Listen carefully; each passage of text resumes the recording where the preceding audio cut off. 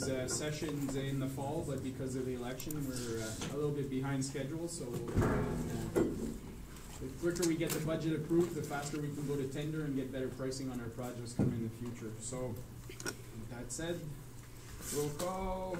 We're all here. Adoption of the agenda. Motion to approve the agenda as presented for the first budget working session for the 2019 budget.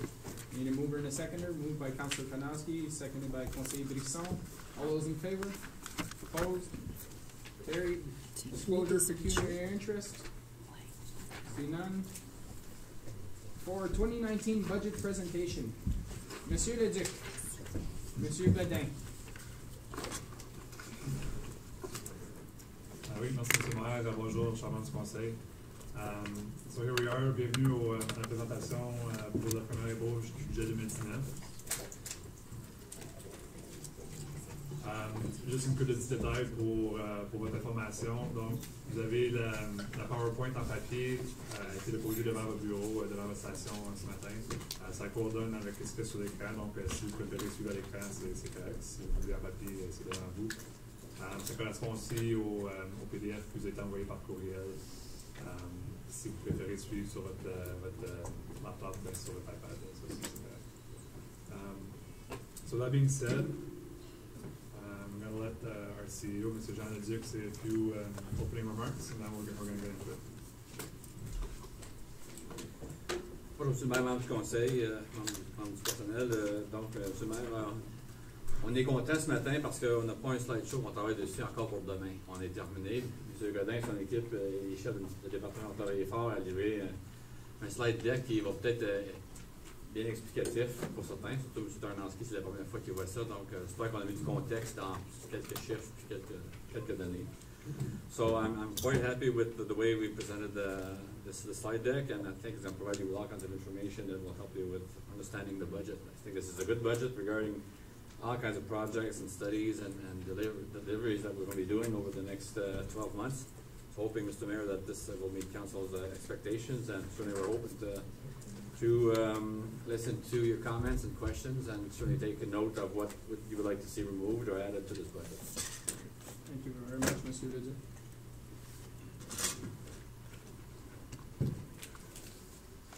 So just to quickly explain how this process is going to go down. We've structured the presentation to follow the binders that you were provided with in advance as well. So we're going to go through department by department for the operational budgets during the first part of this day, and then following that, we're going to go through the capital projects and all the different financing options and stuff like that. Pretty much the same structure as we've done the last few years. So as we go through, we're going to reference the sections and the pages of the binder so you can follow that way if you wish. Basically, as we go along, if you have questions or comments or suggestions or anything, really, you can interrupt at any time to pose them or to tell us your comments. Either we're going to answer your questions or we're going to take notes and you can get back afterwards if necessary. Okay, here we go. So just kind of a recap of the budget timelines. December 5th, we had a public consultation where members of the public came in to give us the recommendations or suggestions on projects to move forward with the township. We tabled the first draft of the budget on January 14th. Today and tomorrow we're scheduled to do these working sessions to go really into details and to clarify any questions you may have. And the next step will be afterwards to bring a second draft and maybe have the budget adopted on the second meeting of February, which will be on February 19th.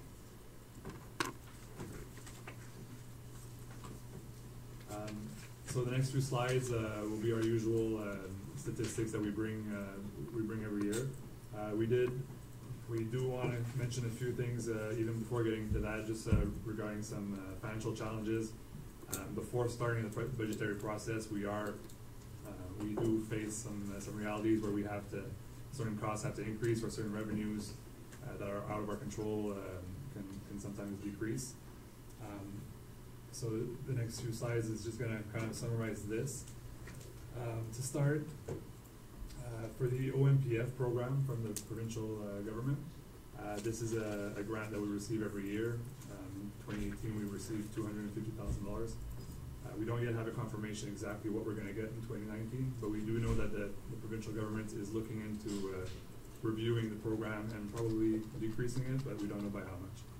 For now, in this current budget, we've estimated a reduction of $50,000, which is in line with what we've had as a reduction in the last couple of years, which you will see soon.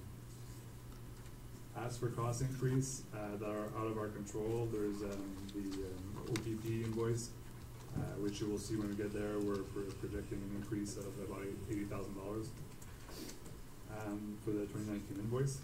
Also, some payroll rates that changed. CPP and EI, we have a variation of an increase of about $35,000.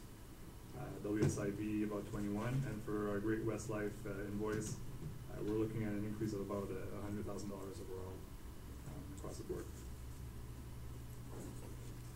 This is just a quick graph to show you on the operational side grants that we're used to receiving from either the federal or the provincial governments.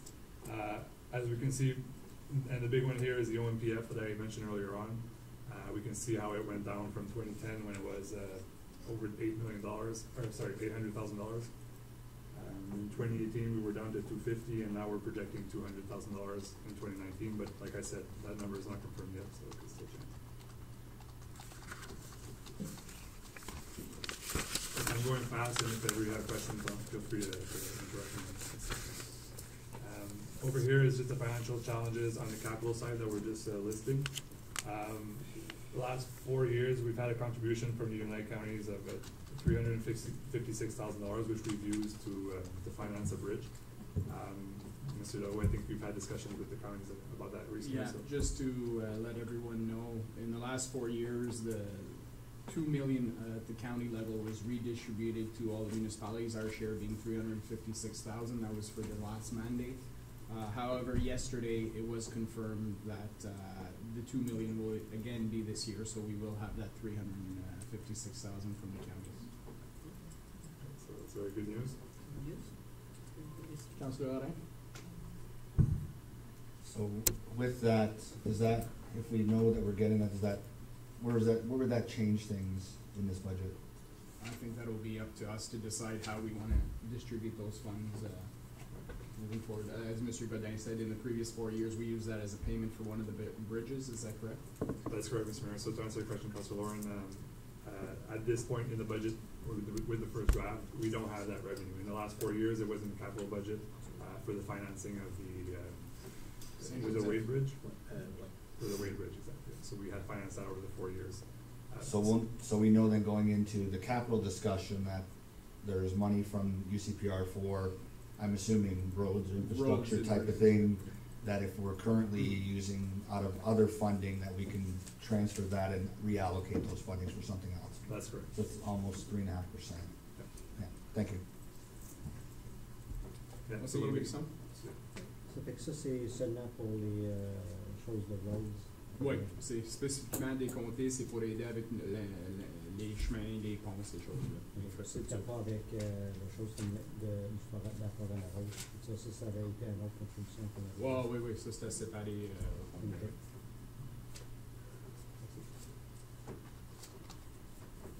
And on the capital side for grants, the outlook is better in the sense that for the gas tax, which is a grant that we use for roads projects as well, or bridges, we have an increase projected, that was announced for 2019 of $15,000, and the OCIF, the formula-based OCIF, which is a significant grant that we receive every year, is also increased this year by about $225,000.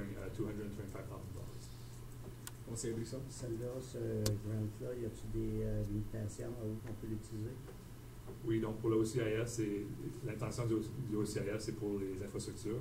Donc ça peut être utilisé dans les routes ou ça peut être utilisé dans le département d'eau, d'égouts pour des projets comme ça. Monsieur Leduc? Here, the province made a change about 2 years ago when they went more to a formula-based than instead of application-based. I think municipalities were complaining to the province that we had to be making too many applications and they were declined. It was costing municipalities money to prepare those applications. So therefore, the province changed over and went more into the formula-based instead of request or application base. So this is why this is like that. And sorry, just to elaborate on that as well, there is also a application-based portion for the OCIF funding, which we continue every year to apply for a certain project. And this year we did complete an application for the Saint-Joseph Bridge, the other portion of the Wade Bridge, the smaller portion, which I believe we should be getting a response in the upcoming weeks or months. So just to summarize, basically what I've the known variances that I've listed out. Obviously, there's a lot more in the budget, but these are the main ones and the ones that are out of our control. We're looking at some extra financing required in the operational side from about $286,000, and on the capital side, $116,000, which now that's been reduced with the announcement of the UCPR portion. But, instead of being short 402, we're roughly short 50. Exactly. So we wanted to add these few slides just to give you an idea of the initial challenges and our starting point and how we proceeded with the budgetary process. So the next few slides will be the graphs that you're used to seeing every year. I'll go through them slowly, and if you have any questions, we can go through them. They're all about, it's basically all the historical stats on taxation, comparables with the other municipalities around the region as well. So to start off, as we've mentioned when we tabled the first draft, we are proposing a 2% increase, which represents an additional $230,000 in revenue. And on the growth side, we do expect that to have about $380,000 more in revenues coming from the growth side, so coming from additional properties in the township generating tax revenue.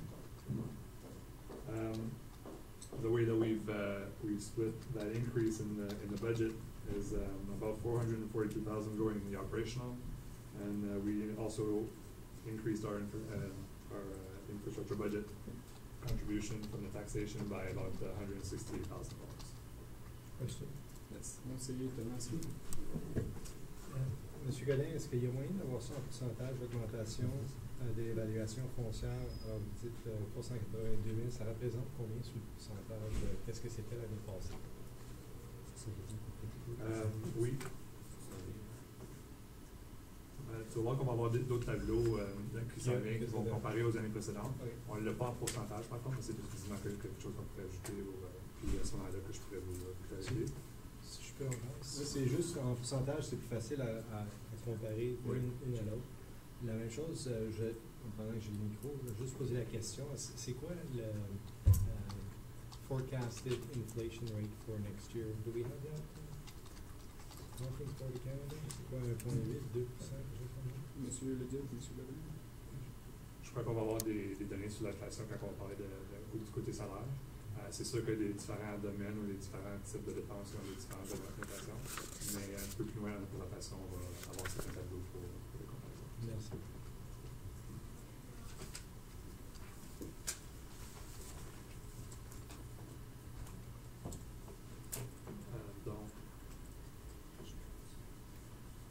Donc, ce slide ici, c'est un petit peu une comparaison d'année en année de nos augmentations de taxation et les revenus découlant de ça, puis nos augmentations dues à la croissance.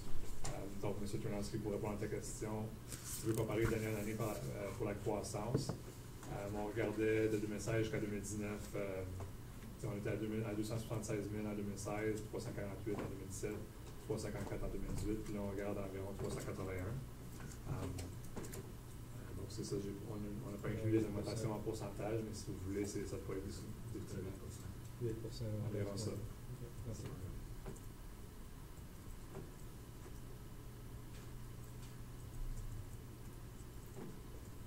Un autre donné qu'on aime toujours présenter, puis c'est une donnée qui augmente à chaque année avec l'augmentation de l'évaluation foncière totale, c'est 1% d'augmentation de taxe, so 1% of tax increases in 2019 is going to represent just under $150,000 of revenue.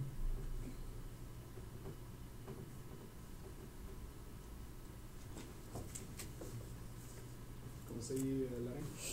I know you have it three slides later, but just because we're on this slide now, Yeah. that 1% equates to $16 per average household for the Yes, that's correct. 114,000. That's correct, exactly, yeah.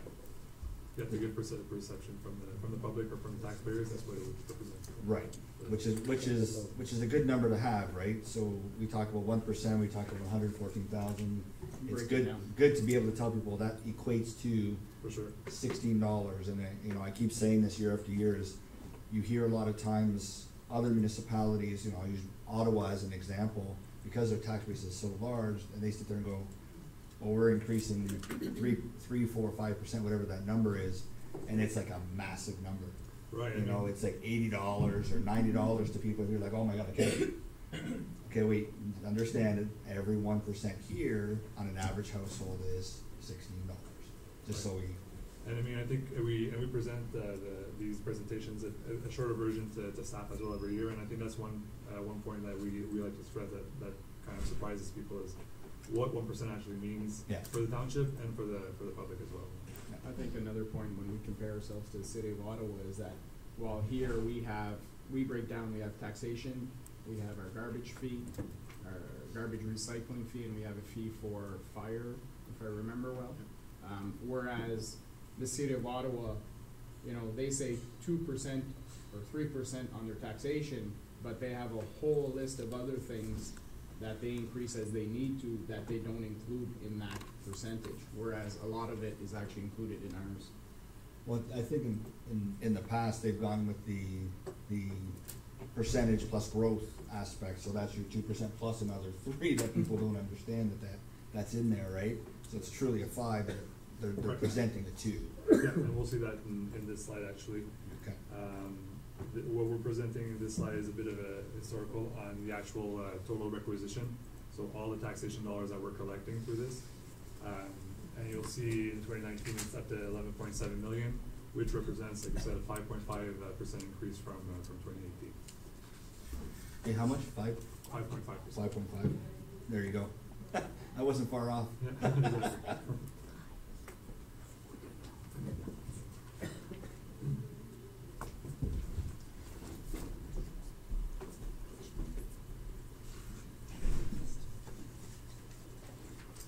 So this following slide, again, is to another comparison of tax increases from previous years, from the last 4 years.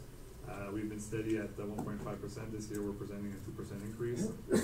As you know, that doesn't mean that the tax rate is increasing by 2%. It's actually just the residence bill is expected to, on average, increase by 2%. The tax rate actually is going to decrease by 0.8% this year.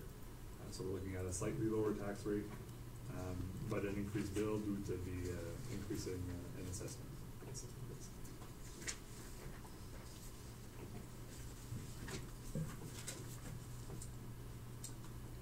So like we said earlier, for your questions, Councilor Lauren, this year a 2% increase on the taxation for a resident having a home with the average assessment of about $330,000 represents an increase of about $32 on their municipal tax bill, on the portion that comes to the local municipality. And so since a 2% increase represents $32, we can establish that a 1% increase would mean $16 on the tax bill.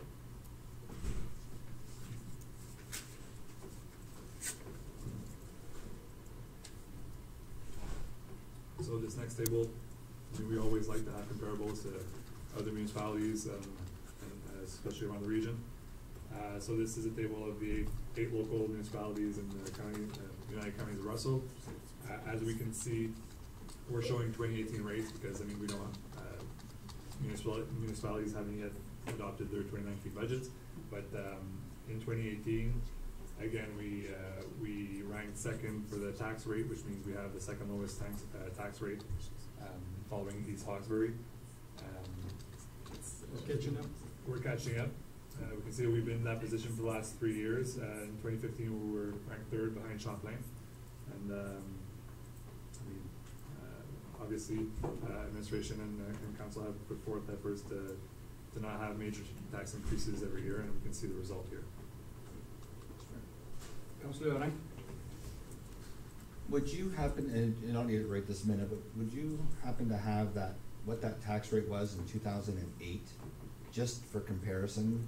Because I believe it's reduced significantly over that time, just to show the fact that our rate's going down, but the assessments are up, the values of the property are up, which is what's causing that. I mean, I'm sure the next slide is the one where it shows that we have the highest number, but Right. it's because of the values of our homes are higher, because this slide is the tax rate itself. Exactly, yeah, for sure, we could look into that and provide council that information.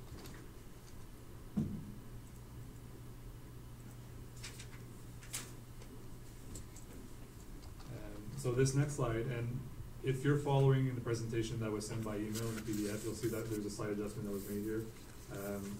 Not an error per se, but the way we presented it, we wanted to change the ranking. We're showing the lowest to highest instead of the highest to lowest, which was the initial presentation. If you're following with the paper slide deck, you'll see what you see on the screen. Basically, what we're showing here is two things: the average assessments for each municipality in the township. So the township of, in the United Counties. So the township of Russell does have the highest average assessment in the United Counties at just under $330,000. And the two columns at the right represent, based on the average assessment, what the tax bills was in 2018, based on the 2018 rates and the 2018 average assessment. So we do see that. For that, we do rank fourth in the fourth lowest tax bill, basically, for the local part of the local municipality part of the bill. So there's about $1,600 coming to the township from every tax bill from the properties. And just to reiterate, this is a municipal portion. For those who are new to the municipality, maybe don't realize that on their tax bill, there's a municipal portion, a county portion, and a school portion. And that's a good point. So really, it is just the local municipality portion where we rank fourth. For the schools and the United Counties, obviously, they would have the highest invoice since we have the highest average assessment. Conseiller Buisson? Juste pour clarifier, ça me faisait penser quand on parle qu'il y a une augmentation de 2%, oui. Ça c'est des coûts, mais c'est pas nécessairement des taxes. Parce que pour les taxes, ça va dépendre. Comme nous autres, notre portion va monter comme c'est là, c'est proposé de 2%. On ne sait pas combien que les comtés unis et les écoles vont monter. C'est ça? Oui, c'est ça. Donc le 2%, c'est strictement la portion à la municipalité de Russell. On ne parle pas là des comtés unis ou bien des écoles. Ça fait clair, comme si un citoyen vient demander pour sa maison, c'est pas nécessairement le 32$ que ça va monter, l'average, parce que ça va dépendre des autres. Oui. Donc, si on regarde le 32$, ça c'est dans le fond une augmentation de 2% que nous on propose. Ça va générer 32$ de plus sur leur facture.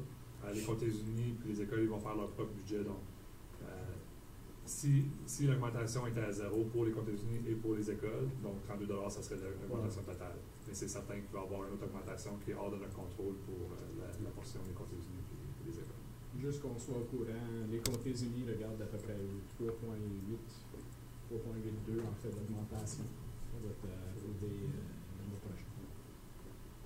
Les dernières années, Souvent, qu'est-ce qui est arrivé dans le passé au niveau des comtés unis? Je dirais au-dessus de 10 dernières années, il y avait plusieurs années où c'était à 0% d'augmentation. Puis à cause qu'il y avait 0% d'augmentation, là, on se trouve dans une position qu'il faut qu'on se rattrape un petit peu. So, ça a été à 2,5 l'année passée, je pense. Puis, tout le monde sont dans le même bateau. Conseiller Lorrain? I think it goes to show that a 0% budget doesn't work.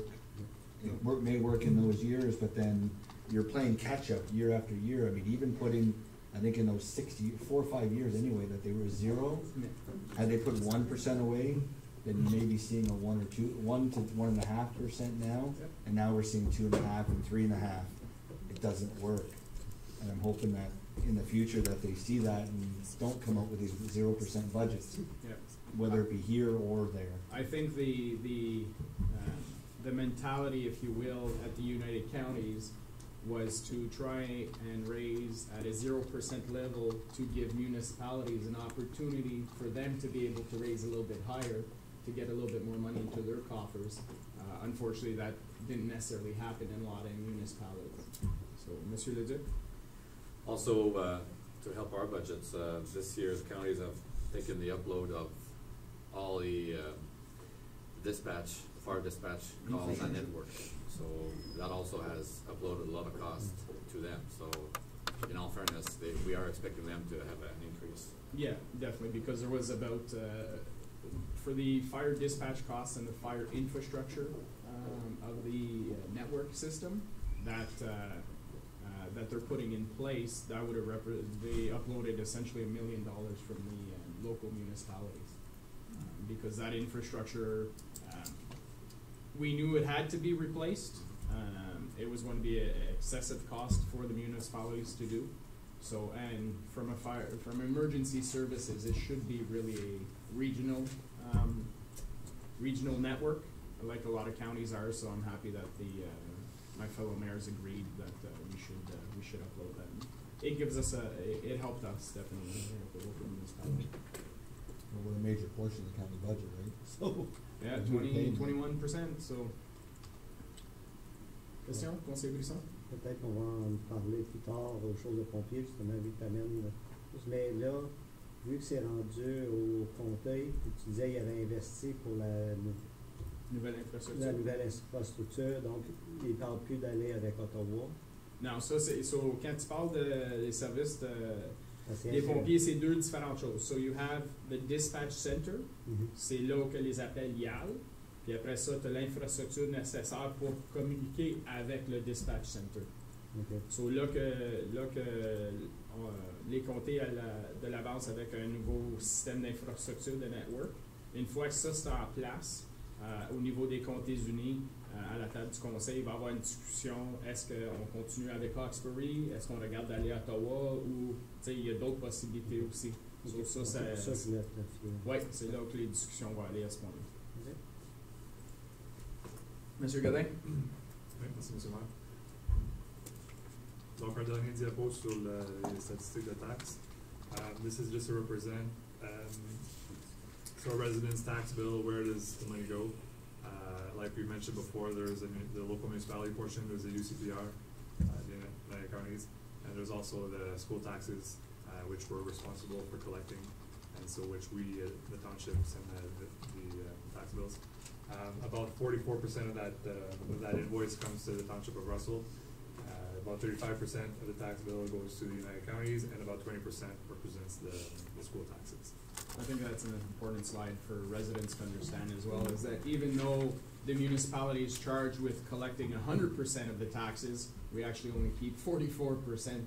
So when they look at their bill and look what often we hear, well, what am I getting for my taxes from a municipal level? Well, first off, take 56% of that bill, it goes elsewhere, and look at how much we're giving you for 44%. So. That's correct. So at this point, I mean, this concludes the statistics and the historical portion of the taxation. So I don't know if council has any questions regarding any of these. No, I think we're good. All right, so at this point, we're going to proceed to the operational budget side of the discussion. So if you do want us to follow with your binder, we're going to be following the departments in the same order as is in the binder. So section 1A, the budget council, the council budget, is going to be the first part of discussion. Monsieur Leduc? Merci, M. Godin. Donc, certains faits saillants dans le budget des membres du conseil. Il y a eu d'abord un ajustement qui s'est fait sur vos montants des fonds discrétionnaires du maire et des membres du conseil. Donc, on n'a pas vu une augmentation de 1% de vos fonds discrétionnaires. So, 1% increase in your discretionary accounts. Second thing, also in the salary costs, we did see the impact of about $15,000 of the Fed's changing the regulation about the 1/3 non-taxable in the council members' salaries, so you see an impact there of $15,000. Also in salaries under line 6260, you have approximately $12,000 that's related to an onerous cost. That's from the option of council members opt into the pension plan. So I believe almost everybody has opted into the plan. Luckily for us, last year we had created a small reserve of about $6,000 to cover for some of those costs. Also in the training section of this budget, I have set aside some money for assistance in the strategic plan review. So $7,500 is set up for that. Also, I'm thinking that we might be retaining some services, professional services, to assist us with legal issues or legal training on different matters for council on new orientation needs. So we have not talked about orientation needs at this time, but certainly there's some money aside if ever we need to have somebody come in and train council on different things. So that's the money's there for that. Also, in the next slide, I want to show the council what were the key elements in the special events account. So you see the different activities there that are being funded through this account. And also, sorry. So just a confirmation, did we roll over discretionary budgets last year to this year? No. We stopped that. We thought it was a new council, and we said, okay, there's still lots of money not being spent, so we did not do that. Okay, so then we start fresh with the new amounts.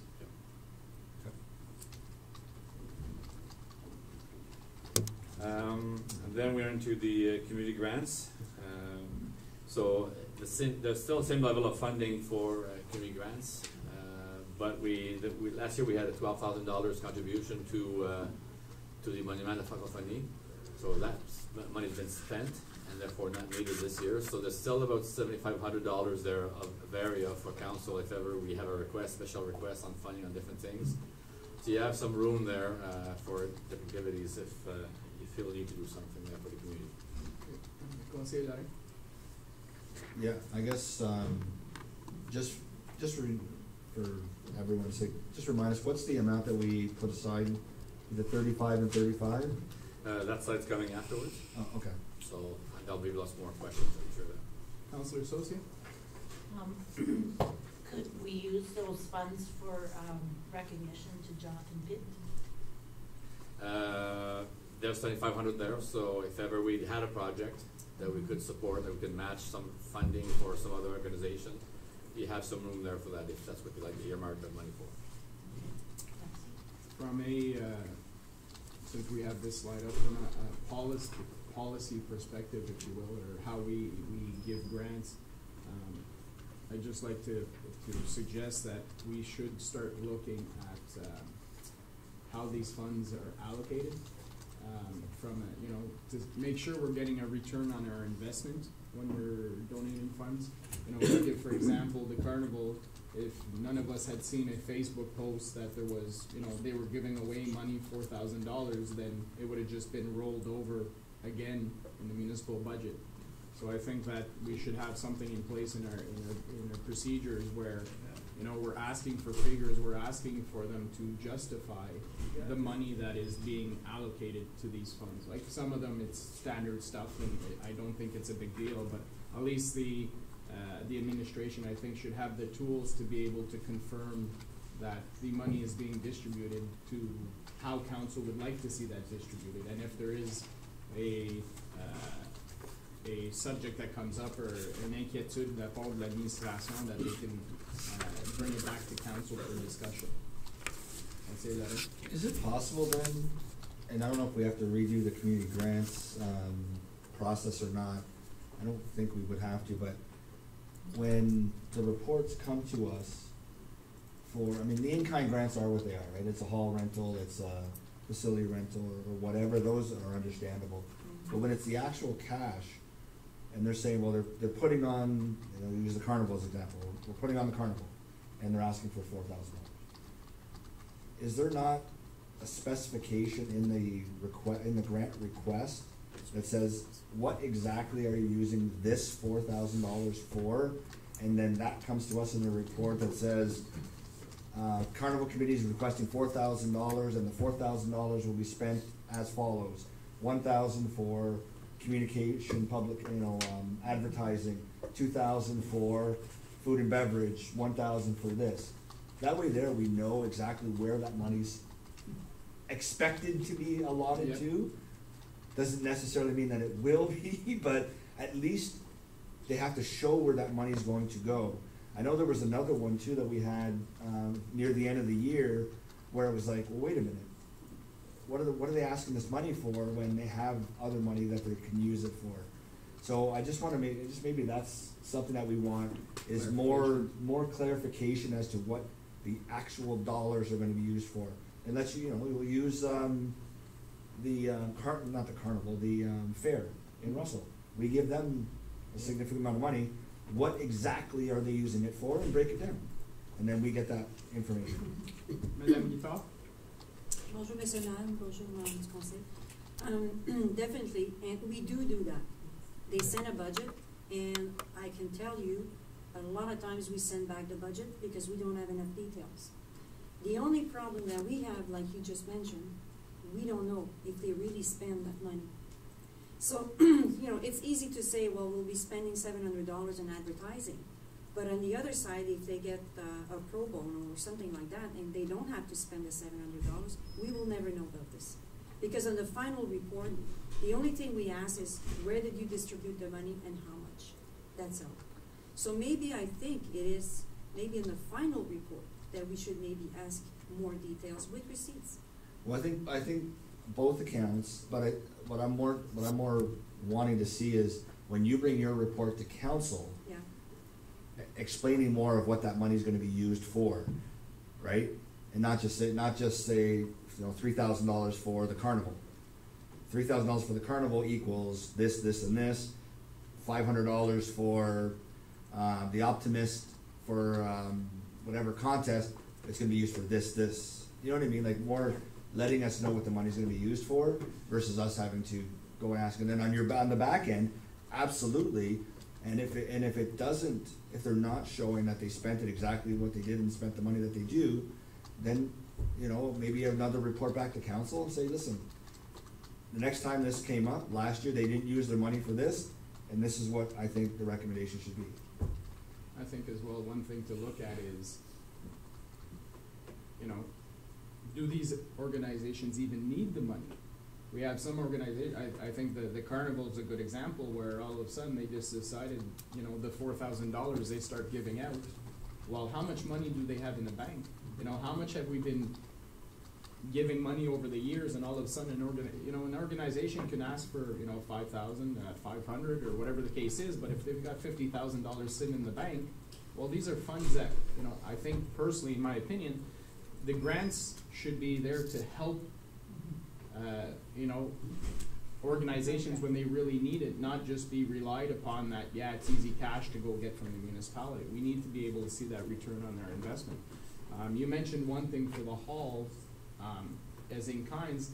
I think it's something we should be looking at in the case where sometimes, maybe it's not being used to fund something locally. Well, then there might be some questions being raised for that, like why are we subsidizing an event that's going to go pay for a sports team in Ottawa to be able to cover their ice, So I think there's questions that we should be asking a little bit more from an administrative point of view, and again, have the administration have the flexibility to come to council and say, look, we have this request, maybe, again, depending how the policy is written, it might say it falls within the policy request, but I feel for these reasons that we should be looking at it closer. Conseiller Buisson? Je suis parfaitement d'accord avec conseiller Lorrain pour l'événement, que faut pas que si on a un certain contrôle de dire ok l'argent est utilisé, que c'est pas juste mis dans leur compte. Le danger de dire il y a certaines organisations, c'est que Autrement, ils vont dire, ben, si on n'a plus le droit d'en mettre de côté pour préparer un gros projet, ben, ils vont vider leur compte à la place pour pouvoir en avoir. C'est avec ça que j'ai peur un petit peu de demander dans la chose, mais de faire sûr que pour l'événement, oui, qui justifie pour... Ben, je pense que si une organisation veut tenir un gros événement puis veut mettre de l'argent de côté, c'est ça qu'est-ce qui devrait être présenté au conseil pour que le conseil dise oui, on est d'accord que vous mettez des fonds de côté pour tel événement. Pas juste dire oh, ben on va continuer à prendre l'argent de côté que la municipalité nous donne pour bâtir notre compte de banque. Je veux dire, j'ai pas de trouble à aider un organisme qui veut tenir un événement, mais je pense que c'est juste la transparence pour les résidents de savoir où que l'argent des contribuables est donné. Il faut qu'il y ait un aperçu de comment que l'argent est dépensé. C'est qu'on ne sait pas dans leur compte si ça vient de la municipalité. C'est pour ça qu'en contrôlant les activités, ça va contrôler le nombre d'argent qu'on donne à partir de là. C'est mon point que je veux amener parce qu'il y a d'autres organisations qui font d'autres événements pour ramasser des fonds, qui ont venu à bout de s'en ramasser. Oui. Qu'autrement, s'ils disent ah ben vous avez trop d'argent dans votre compte, ils se sont, ils disent l'expression, en tout cas, qui ont travaillé fort pour ramasser de l'argent, ben là, dit ben non, ça ne sert à rien. Si on va le demander à la municipalité, on n'aura plus. C'est pour ça que moi je dis pour l'événement, 100%, de le demander pour combien qu'il y a dans leur compte, je suis plus réticent un petit peu. Oui, je comprends, mais c'est juste, tu sais, l'argent des contribuables, pourquoi qu'on donnerait l'argent à un organisme de 100 000 $ dans la banque? Tu sais, je peux pas justifier aux résidents pourquoi que je donne l'argent quand que l'organisme en a déjà de l'argent, évidemment. S'il n'y a pas un événement spécifique, c'est là que j'ai de la misère avec. Madame Guiffard? Merci, Mr. Nolan, du conseil. I think there's an option too, like they do submit a budget, like I said, and if it's not acceptable to us, the administration, we call them back for more details. I could always attach that budget sheet with the report that I sent to council. That's one option.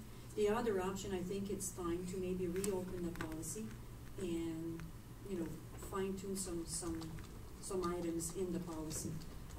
In the past year, I've made some comments about some activities that are done, and the profits are not necessarily given out to the township locally. And I have to not recommend this because it's part of the policy. We've had this discussion before, so maybe it would be good to maybe add something in the policy, because there's a lot of activities that go on that the profits are not given back locally and are not submitted also by chartered associations. This was also part of the policy. So we have a few groups that do not have a charter.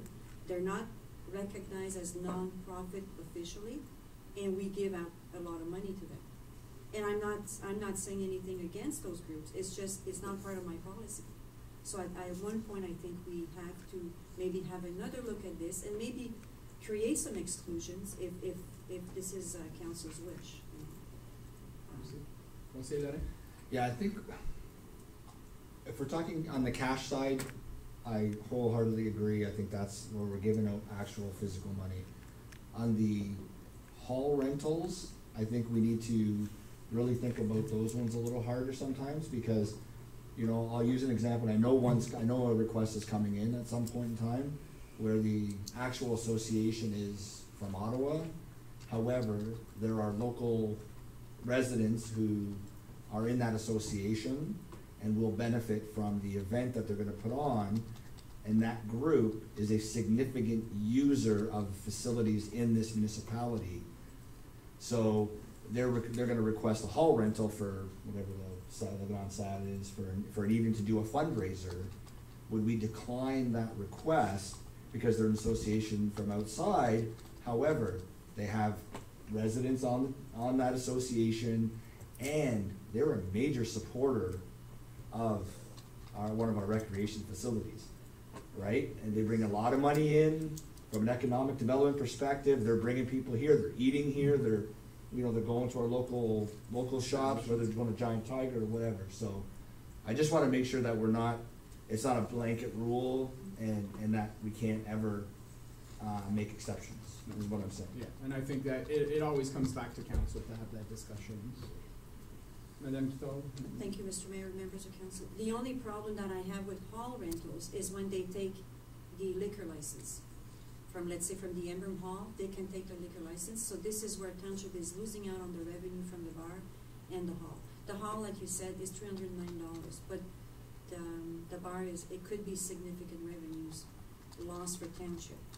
So this is where we need to be, I think we need to clarify that section, and I think at the end of the line, township, council will have the final decision. I don't think administration should or want the authority to decide on this. Councilor Tonoska? Je m'excuse si c'est pas en ligne avec ce qu'on parle, mais Madame Bittard, si vous dites de ramener la politique sur le processus, dans le fond, on devrait tout discuter. Cette discussion qu'on est en train d'avoir devrait être à ce temps-là, right? Oui. En ce moment-ci, on discute les chiffres, là, fait que je ne veux pas juste partir là-dedans.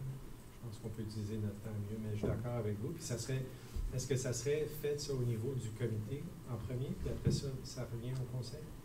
Madame Bittard? Merci, Monsieur Madame du Conseil. We could definitely bring it to the PRAC because it's a change in the policy, so they could make some recommendations and then the chair would bring it to council, definitely. But the thing I think today is just to decide if we do reopen the policy or we just leave it as is. This is my question today. I think, Monsieur Leduc?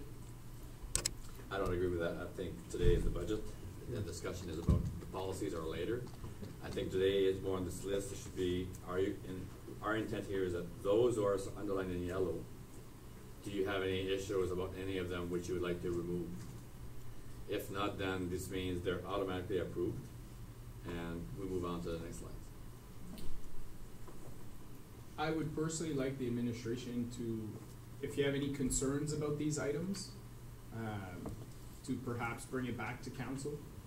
I have no problem pre-approving, but knowing there's no concerns. But if there is concerns, I would be okay with the administration bringing those items specifically back for discussion. Could we move forward with, parce que in essence, when it's pre-approved, it just means the report doesn't come back to council, is that correct? That's right.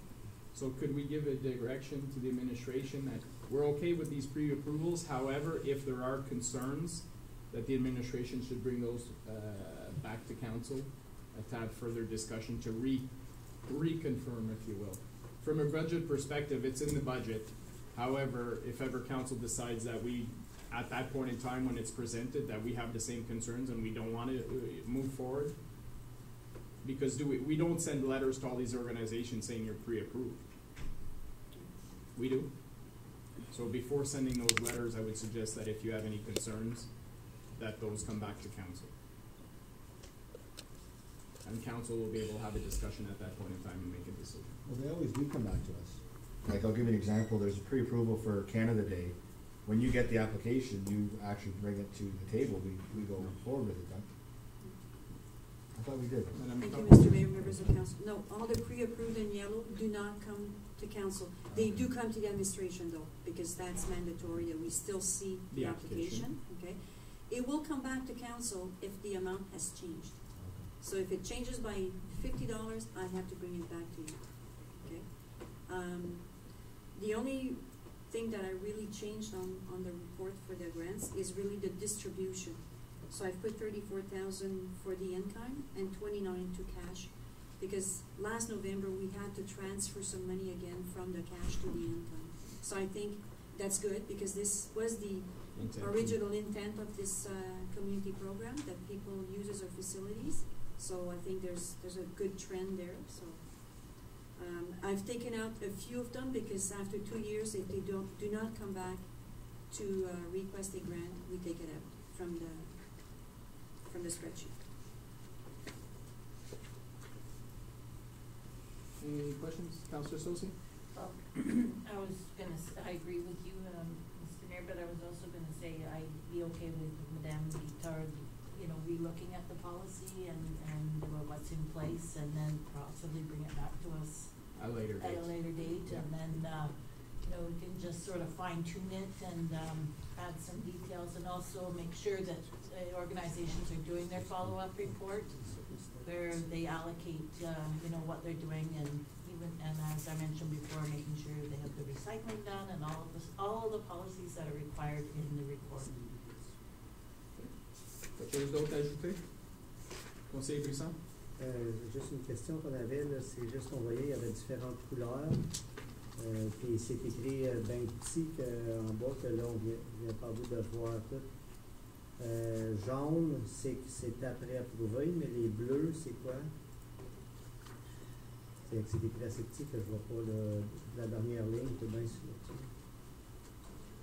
On peut-tu zoomer in sur le color chart pour... Annual amount, but may change every year.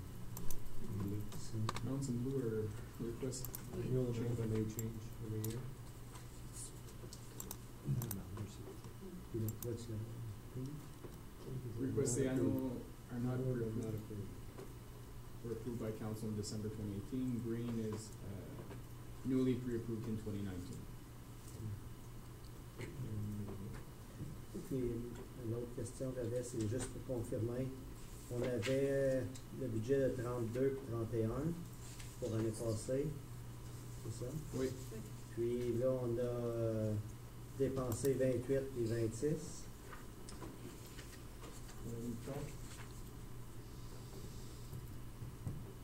Oui, c'est ça. 28 et 26, puis 2200 à la SNQ. C'est pour ça qu'il y a un ajustement de 34 à 29, donc tweaker ça un petit peu, parce qu'on a transféré des fonds dans un autre, c'est ça?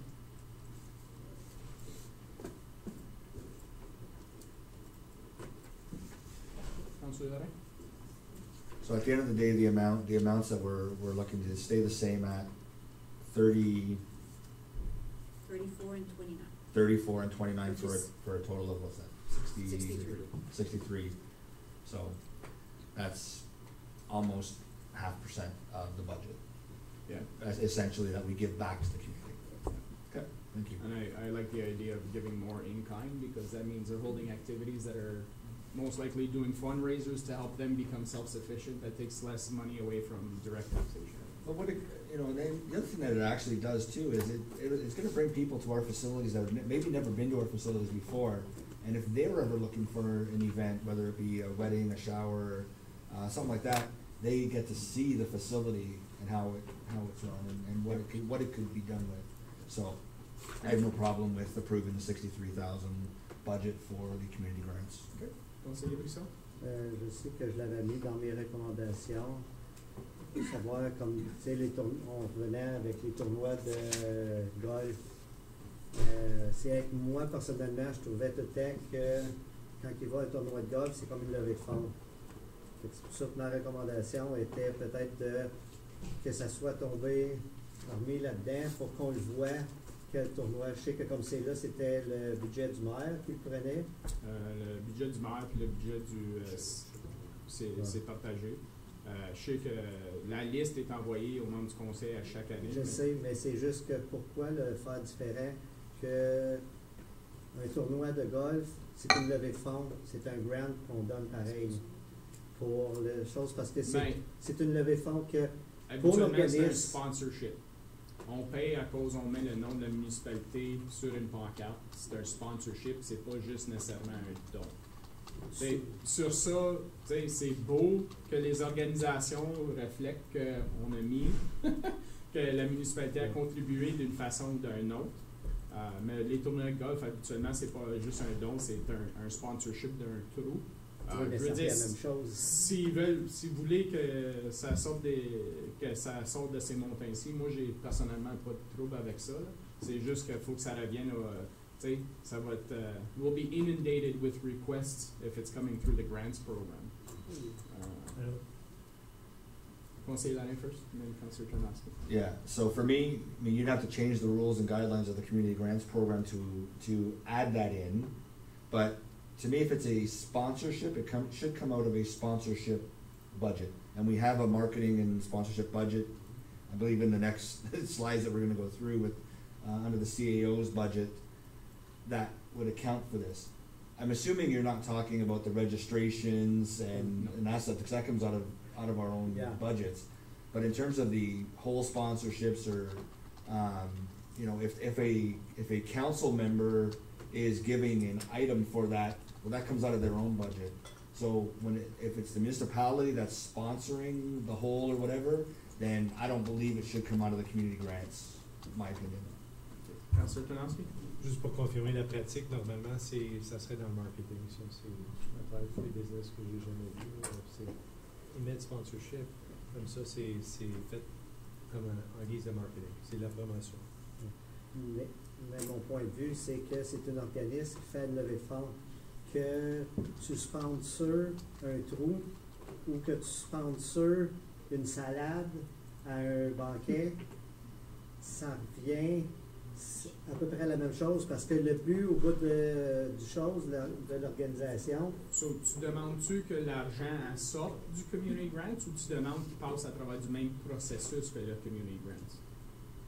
Ben, ça reviendrait qu'on pourrait leur faire passer au travers du Community Grant monté, mais que ça passe au travers du processus pour qu'on sache aussi, OK, à tel événement, oui, on approuve qu'on donne, on sponsor de ce montant-là, ou qu'on va un plus gros, ou qu'on ne sponsor pas pantoute. C'est juste qu'on n'a jamais de oui-dire sur le montant et quoi que ce soit, puis qu'on le voit. On les voit, oui, OK, vous avez la liste de si vous voulez participer, mais personnellement, moi, je vois pour une organisation que l'organisation organise un tournoi de golf ou qui organise un festival de mort ou qui organise une soirée dansante, c'est la même chose que c'est pour lever des fonds pareils. Conseiller Lorrain? Yeah, well, I believe the requests come in through administration and under even like a purchasing policy, those amounts we would never see, right? They're amounts that the administration are allowed to go and do themselves, Yeah, but and we it's a never grant. see them. Yeah, I know, but No, it's not a grant, it's a sponsorship. And that falls under, shouldn't fall under council's requests to see or requirements. That's an administration function at that point in time. And if the administration feels that it's important to sponsor that golf tournament, then they go ahead and do it, it comes out of their budget. It's not council's budget. yeah, but that's what I'm saying, they're putting their name, yes, but you're putting your name whenever you're sponsoring, whether it's the Lobster Fest, whether it's bands, you're sponsoring too, because you will have your name there So anyways. I come back to the question then, what would you like to see? Would you want them to go through the application process?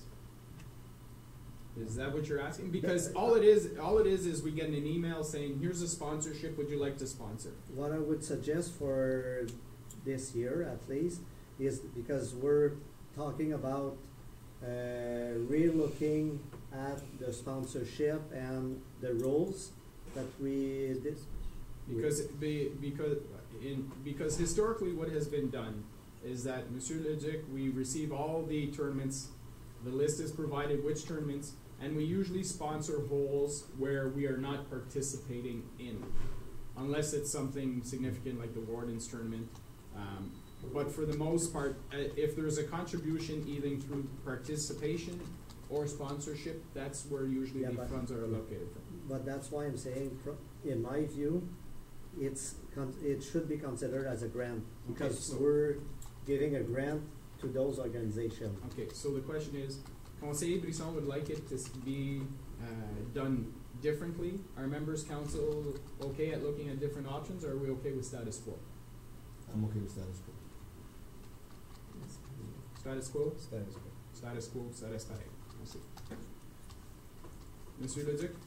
Juste pour répondre, M. le maire, membre du conseil, la majorité des dépenses à ce niveau-là se font des inscriptions des tournois, donc c'est pour payer pour jouer, puis le lunch.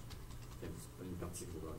Mais on a peut-être même pas plus que 1000 à 1500 $ de commandites en extra aux inscriptions. Donc c'est un petit montant. C'est pas grand-chose. Ben, c'est pour ça que moi, Je suis toutes les règles pour 1000 $, moi non plus, je suis pas enclin à le faire, à moins que le conseil me donne la direction de le faire. Conseil a donné direction. Continue comme ça.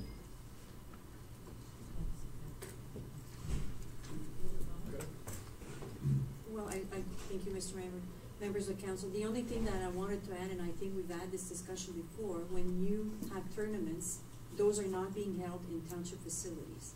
And like Councillor Lorraine said before, this is a way also to get our facilities known to the outside public. So if you decide and go play golf in Carlsbad Spring, this has nothing to do with township. League grounds. Yeah. Okay. So, Parfait, merci. Continue, Monsieur Godin. Merci, Monsieur le Maire. Donc, ça c'était la présentation des tableaux les pre-approved. This was the last slide on the council's budget. So if you don't have any more questions regarding this specific budget, we're going to move on to departments under the CAO's office's direction. Was there anything to add to the councilor's budget at all? No? Okay. So the next section of the binder that we're going to be looking at will be section 1B, communications and marketing.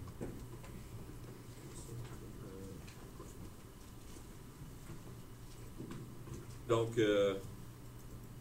ici, on va vous montrer les deux premières slides, c'était la question de quel département sont sous la direction. Puis là, ici, vous avez l'organigramme de mon bureau. Donc, pratiquement, c'est le même nombre d'équivalents à temps plein. Il n'y a pas eu de changement à ce niveau-là cette année. Donc, on est dans la section 1B. On parle de communication et marketing.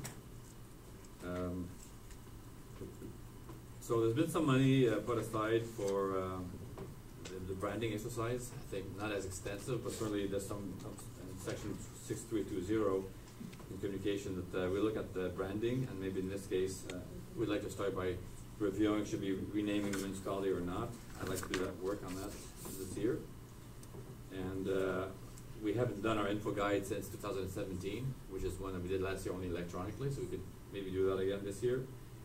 And again, coming up with maybe a street flag design program that was initially there in the previous branding exercise. So I was suggesting we do this in this particular year for this department.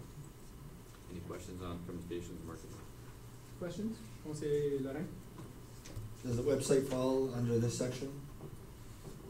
The website goes into next year's budget. It's scheduled to be reviewed next year. But is it in that section? In next time, yes. Okay. I definitely think that we need to review that because, you know, I think we're better than we were, but I think there's still room for improvement. When it, you know, I think it still takes 3 to 4 clicks to get to places that we need to be. And other, you know, you go on other sites and it's a hyperlink right off the main screen and boom, there it is. And you're at, you know, one-click type of scenario. And I'll use recreation as a key piece as well. We need to be able to see that information, or not just us, but people need to be able to get it to it readily. Monsieur Leduc? I think what we're planning to do this year is that since it's to be done next year, is this year do all the prep work, which is the RFP and finding of the consultant, that kind of thing. We're back in September for the next year's budget, so I was expecting to do the legwork right now, so there's no expenses this year, but working on it so that next year we can get it done and change over next year, so that's kind of my plan there for that. Council members are okay with that? Okay.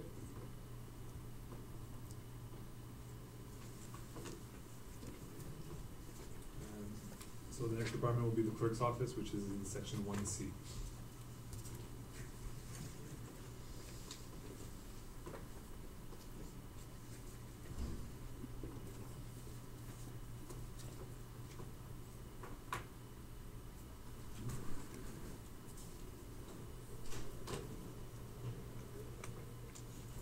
Hello, council members. Like you can see on the board, so the highlights is that you will notice a stability in the user fees revenues for this year. And a new GL 6487 has been created under the professional fees for the new integrity commissioner due to the provisions required by the Bill 68 with an amount of $15,000.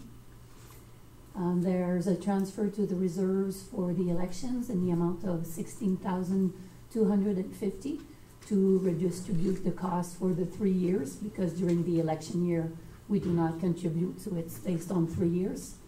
And there's a new department that was created, GL 171, specifically for the municipal elections, so that everything for the election can be in one spot instead of everywhere in the clerk's department.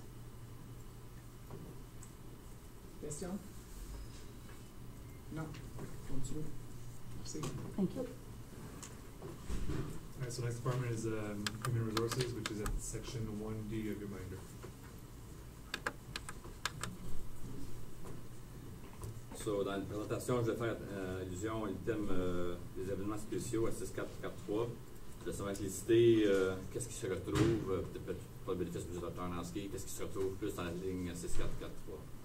Donc, différents programmes pour de reconnaissance des employés, des dons, des reconnaissances, des portes ouvertes de manière pour les Noël des employés. Ça retrouve tout sur ce budget-là. Councilor Kanowski? Justement, question à ce niveau-là. Si je regarde les dépenses passées, je pense que cette année, c'était juste en dessous de 5 000 $. L'année d'avant, c'était juste en dessous de 9 000 $. Mais on demande toujours comme 18 000, là 16 000 cette année ou 17 000 cette année, juste confirmer le raisonnement. Oui. Ben, je pense qu'il y a des factures qui ne sont pas encore inscrites. Dans l'actuel, on n'est pas encore peut-être tout terminé les inscriptions de factures. Donc, oui, ils ont été mal codés, mais définitivement, ce montant-là est dépensé pratiquement à son maximum. OK. Ça aurait-tu été la section qu'on a eu le gala, des volontaires? Oui, quand on année où on le fait, tu peux l'avoir à ce niveau-là. Okay. Ou dans la communication, dépendamment où on le place. Okay. Councilor Kanowski? Juste pour confirmer, alors, ce que vous me dites, c'est que en ce moment, c'est 4 500, mettons, hein, actuel. Alors, on est environ à 18 000 déjà, c'est ça?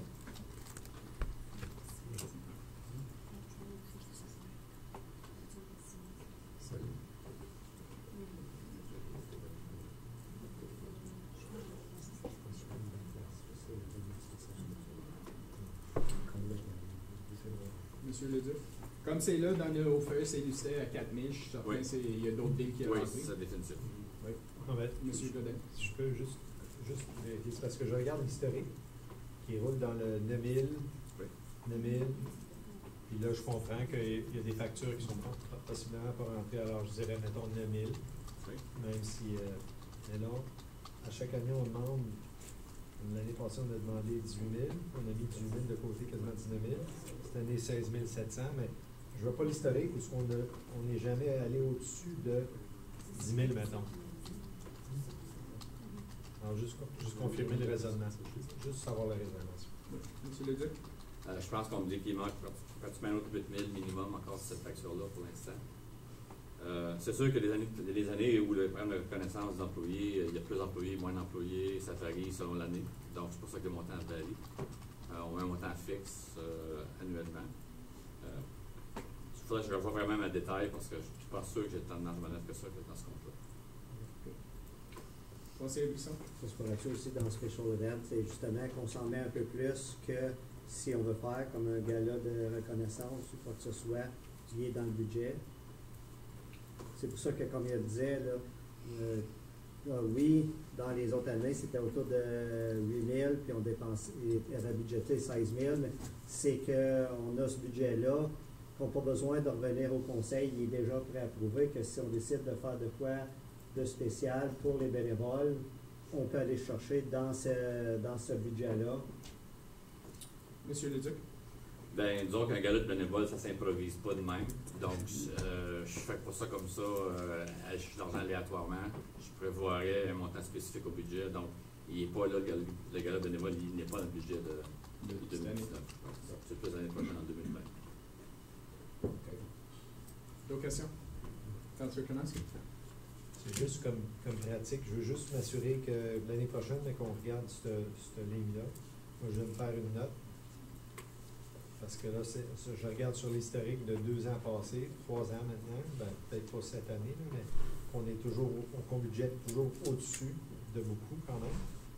Fait que juste m'assurer que c'est pas de l'argent qui est juste comme slush fund. C'est ce que je voulais dire. Conseiller Brisson?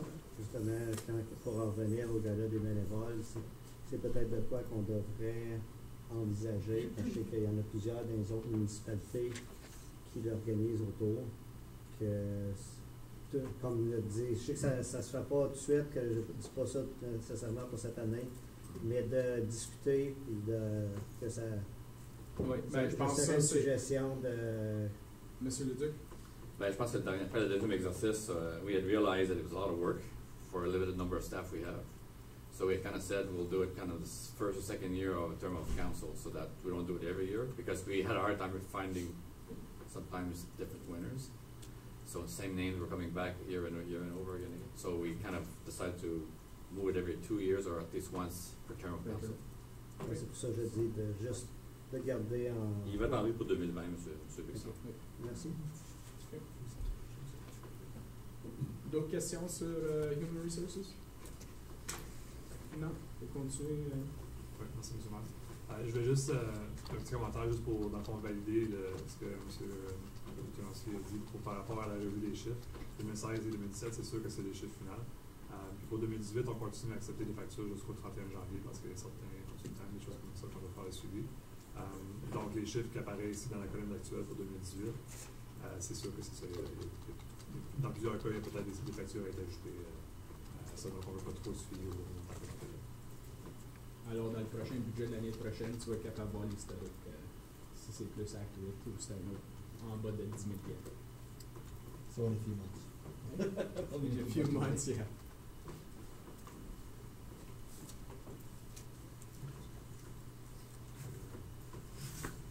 Donc, le prochain item, c'est sur les frais professionnels. Oui, encore là, il y a un montant important, mais c'est souvent mon compte qui prend la facture des frais légaux ou autres. Donc, s'il n'y en a pas, tant mieux. Puis, s'il y en a, ben, j'ai des fonds suffisamment pour couvrir les dépenses. Dans le cas ici, on y retrouve aussi les frais des programmes d'aide aux employés qui se retrouvent là-dessus. C'est une petite facture.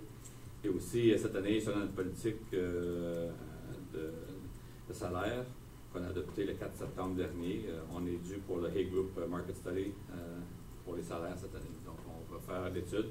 And the impact of that study would be only be carried over into 2020 when the actual changes will take place as of January 1 to 2020.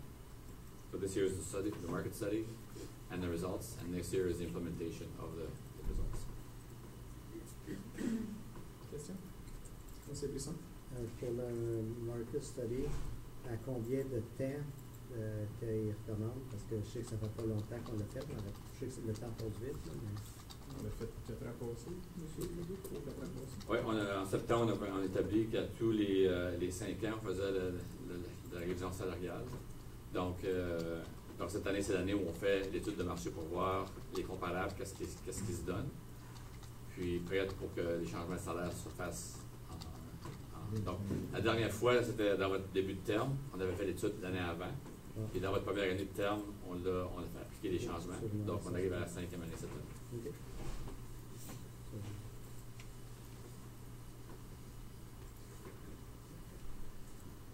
Continue, monsieur Leduc. Donc, la prochaine slide, c'est la question sur les taux d'inflation des salaires. Donc, on démontre l'évolution pour les dernières années. À l'occasion, on dépasse le coût d'inflation, des fois non. Cette année, pour Ottawa, on n'avait pas encore eu, selon Statscan, c'est environ 1,6 ou 1,7. Mais habituellement, on met dedans les chiffres de Hay Group. Et puis, la slide qui suit, normalement, indique, c'est la slide de Hay Group qui nous envoie ça. Et puis, ici, vous pouvez voir que pour Ottawa, ils n'ont pas déterminé le montant de 2019 parce que les firmes n'avaient pas encore répondu en grand nombre. Il n'y avait pas assez grand échantillonnage de données pour donner les chiffres pour Ottawa. Mais on voit que Montréal et Toronto, c'est 1,7. Donc, on estime que ça devrait être environ la même chose dans ce secteur-ci. Conseiller Brisson? Pourquoi qu'on dit que la moyenne est 1,5 et qu'on propose 2? Ben, la moyenne canadienne, c'est 1,5. Puis. Parce qu'Ottawa a été plus bas même que la moyenne de l'Ontario. Oui. Puis, d'habitude, on suivait pas mal de choses de l'Ontario. Puis là, qu'on remette un demi de. C'est juste pour savoir pourquoi que c'est 2 au lieu de 1,5. Parce qu'on vous demande 2 cette année, M. le maire. On vous demande 2 %. C'est tout ce qu'on vous demande.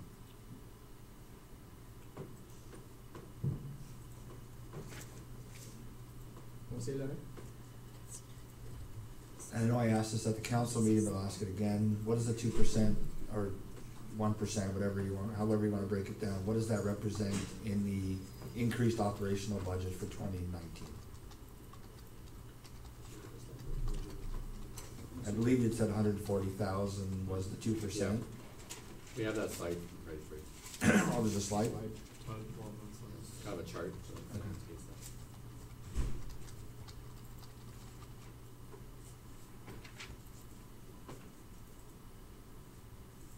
Tu veux juste dire les chiffres? Tu veux voir ça? Vas-y.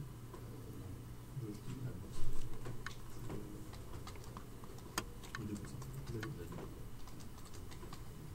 Yeah, so sorry, Councilor, so you were asking the 2% increase, what does it represent from the overall increase? It's just over $131,000. 131? Yes, exactly. And is that just salary, or is that salary, benefits, everything together? That would be everything together, basically. That's everything Yeah, that's, so the number was looked at before the increase, and then after the increase, overall, the total salary expenses including benefits. okay. So, I'm trying to do quick math here, so. 30. So that's 65,000 for, Mr. Godin? Excuse me, and I just realized that information was in the next slide of the presentation. Oh, there you go. oh, is there another slide there? Okay. Councillor Tanaski? Again, I'm just very new at this process, so I apologize if this has been No asked problem. before, but and I'll keep saying that to protect myself. But if I can ask Mr. Godin, it seems like we keep going back to percentages and asking questions relating to percentages. Could we, moving forward next year, when we go through this budget process, that we have a percentage change, like a common size analysis or percentage change or variance from actuals versus budget, so that way we can always compare apples with apples. It might be a lot easier. Thank you. Merci. Oui, merci, Councillor Taransky, for the suggestion. And when you did ask that question earlier on, I did take a note to try to include this in future presentations. That's something that's come back a few times. Conseiller Laurent? Yeah, can you just explain this, this slide? So I'm seeing 2% equals 131,720. 2% portion represents 121,788, and 1%, what is that? Okay, so the first one is people moving through the scales. We have a lot of new younger staff coming in. Okay, So those moving through the scales from 1 to 5, those increases represent $131,000. And the 2%, was it? Okay, then I get it. Okay, I got it. Right, here. So then that's the total of the two combined numbers below, which is a 2%, 121,000. And we have a group of employees, now there's 12 of them remaining, that are under the salary protected programs, where we have people owe red circles, kind of thing. So that amount is 9,000. So the total of 121 plus 9 equals 131 of new salaries for this year. okay. So, to be fully transparent and clear, salary increases for this year could equate to $262,000 as proposed, based on scale increase and cost of living. Well, we have the scale increase numbers right here. It's 131. Mr. Godin? C'est increase, that's not. So those people moving through the scales, I was mistaken. That is 109,000 Okay, plus the 131 here. So it's 240. so it's 240. Yeah.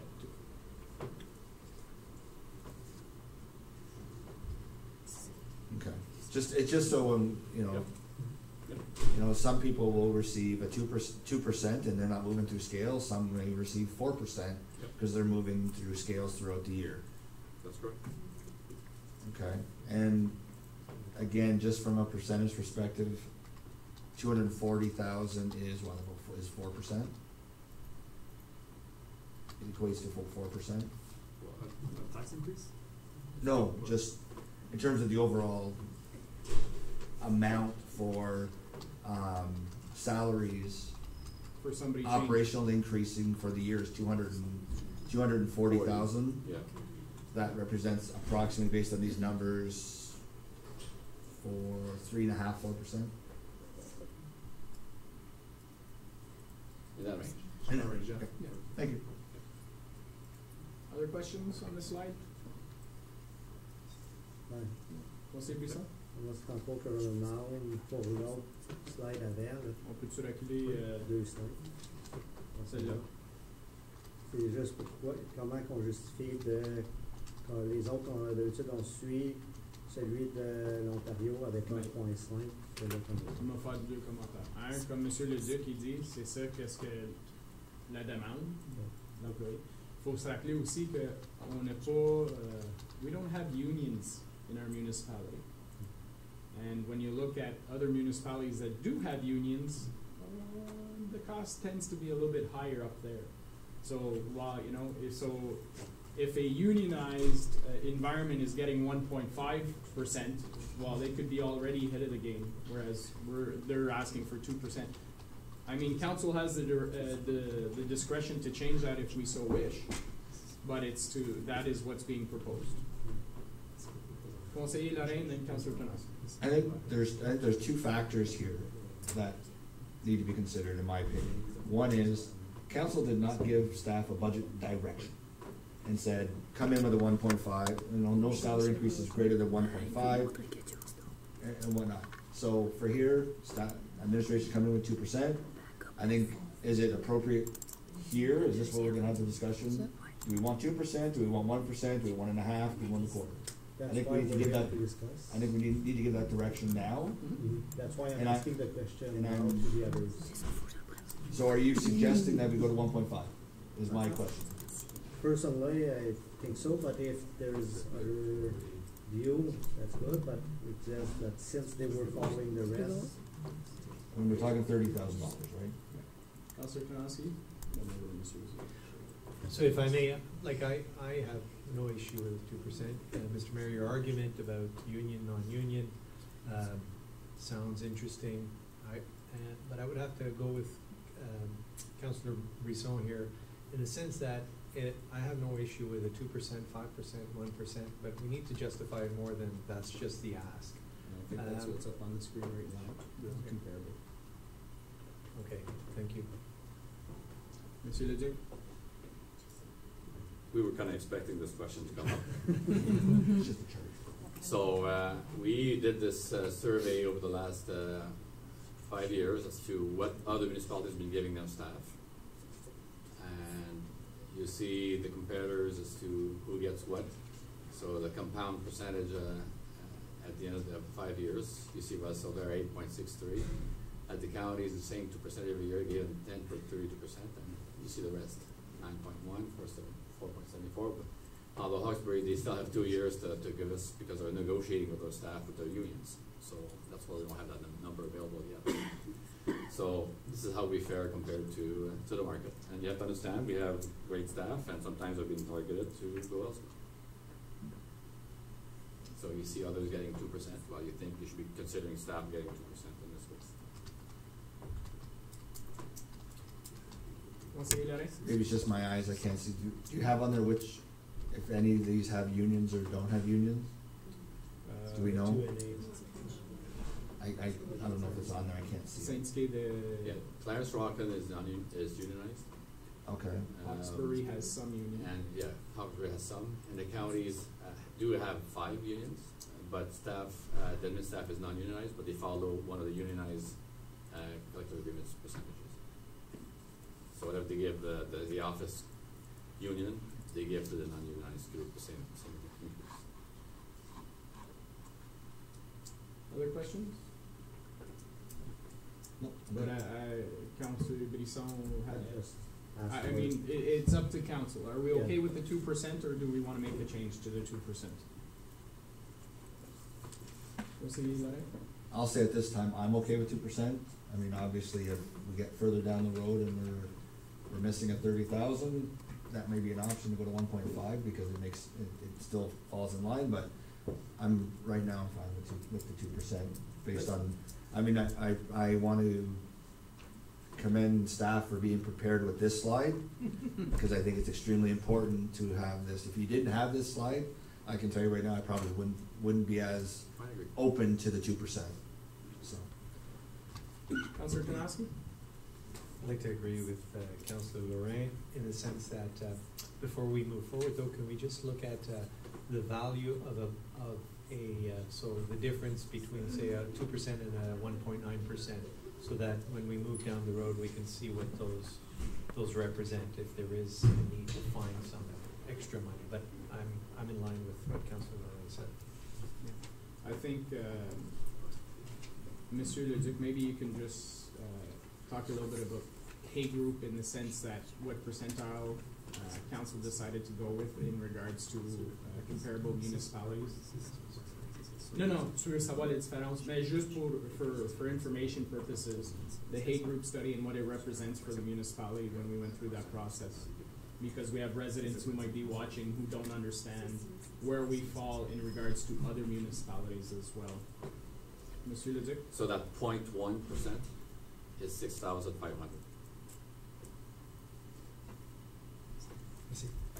As for the A group, Mr. Mayor, to your question, so we do identify townships across the province that are neighboring a key city like Ottawa. Same distance, same similar growth, same similar environment. Not necessarily the same structure, but certainly the same kind of environment. So Hay Group does this survey for us, and they come back and states where everybody else is compared to us and how we fare. And normally our policy states that we have to be at the 60th percentile of the group. So that's where we are.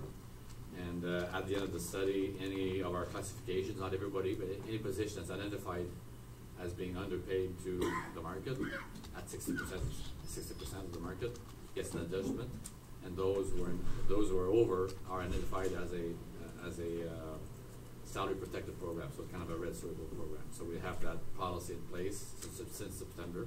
So we do that every 4 years. So if we fail to follow up the market, that Hay Group study just tells you we have a bigger increase to catch up next year.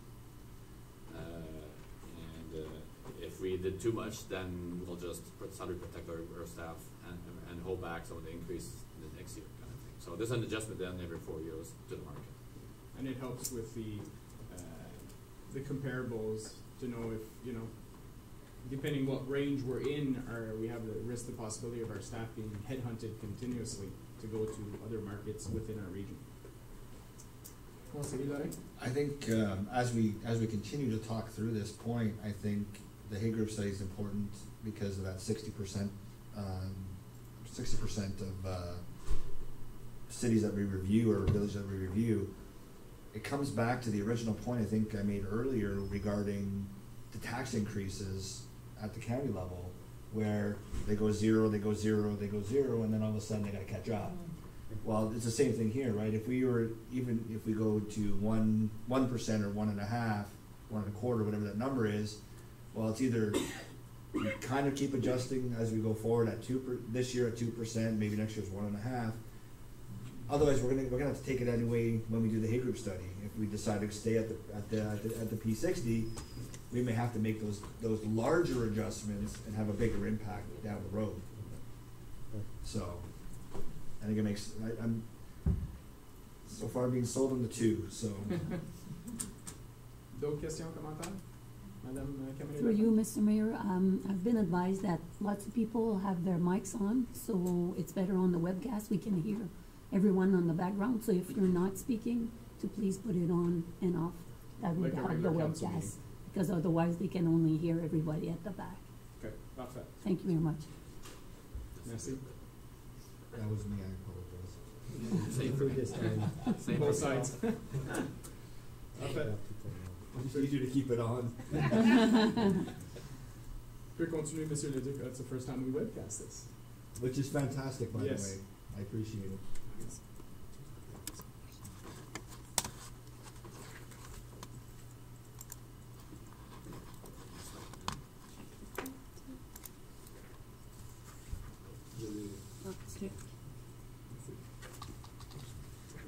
So now we're giving you some details about the employee benefit program. with Great West Life. Our contract is from September to August, so you see the impact of a renewal from September to December. So normally, every year we plan a 7.5 increase. Last year we had a little more increase. I think we had a 13% increase. So that's why it's reflecting from the January to the August amount. So that amount is about $55,000. Earlier we were showing you that the impact of a Great West Life was $110,000. That's because with salary increases, some premiums are based on salaries, and a number of individuals may be added to the group. So therefore, that amount had jumped from $55,000 to $110,000. So just to give you an idea where those numbers are coming from. So that's for the employees group benefit. And the next slide just shows you historical for Mr. Janowski's. We're part of a consortium of 7 municipalities participating with this. So since the consortium, we're showing the last 5 years, which rates have gone up and come down. As for information, staff do pay for their short-term and long-term benefits on their own, and the employer pays the rest. And this shows you the impact of the years as being part of the consortium. So some years are good and some years are not as good. That's for this slide. Unless council has questions. Question? No.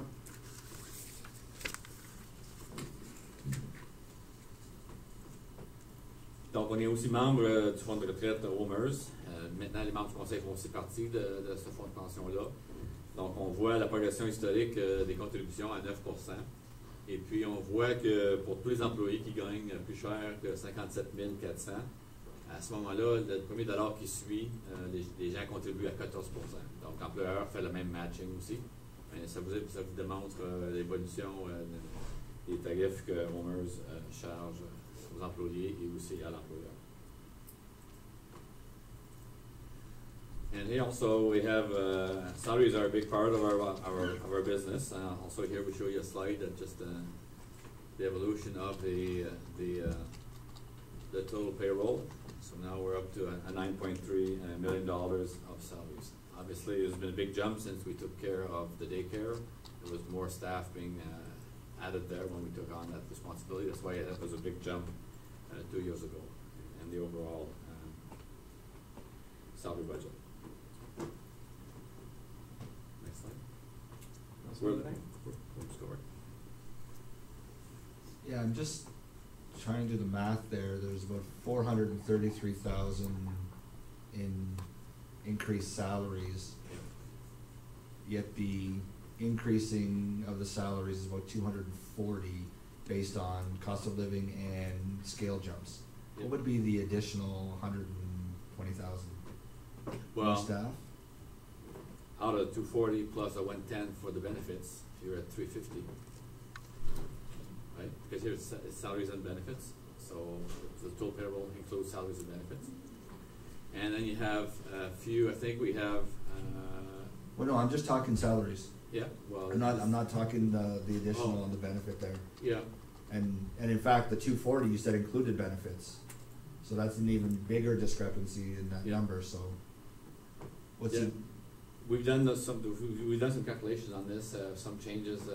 It might be that the number last year was a little off, and we had a new software last year, so we don't know exactly. We know the difference, but there's only one new position or half a position being added.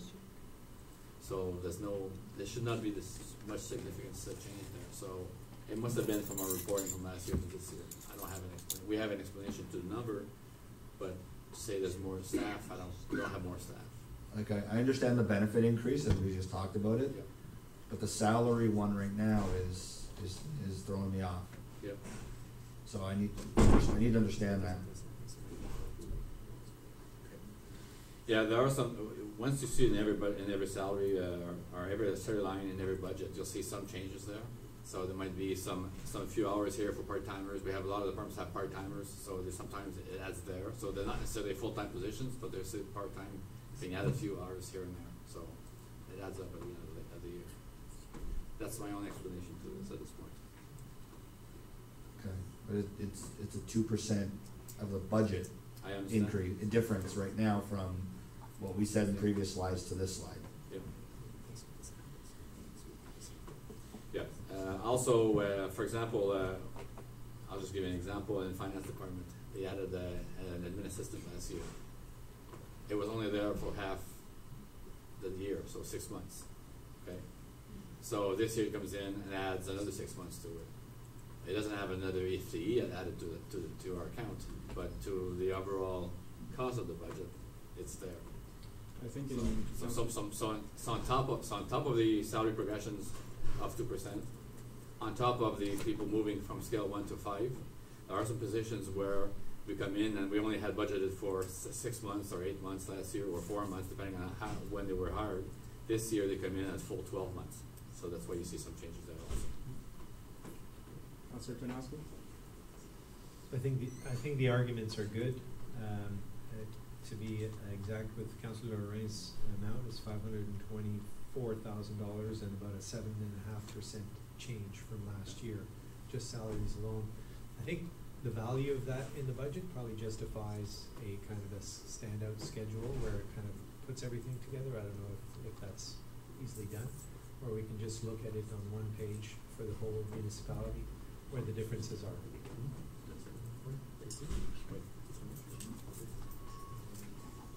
We knew this question was coming, so this slide is also there.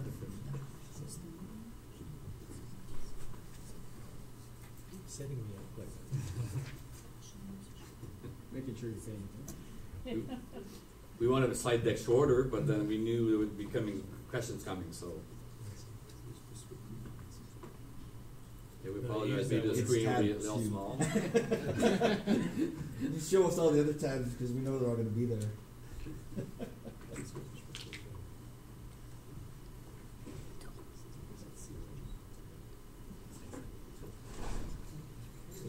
Yeah.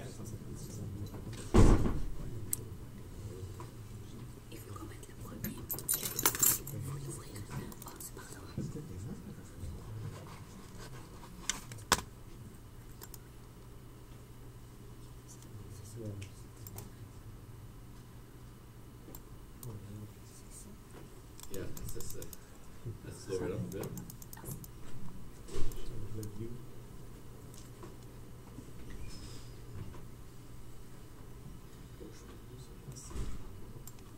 changer le vieux pour pouvoir la page 1. So there's over $500 and some $1,000 difference there. That's including taxation and user fee. So let's go through it. So the first line is the Great West line. We had told you that it was about $100,000 that's changed there.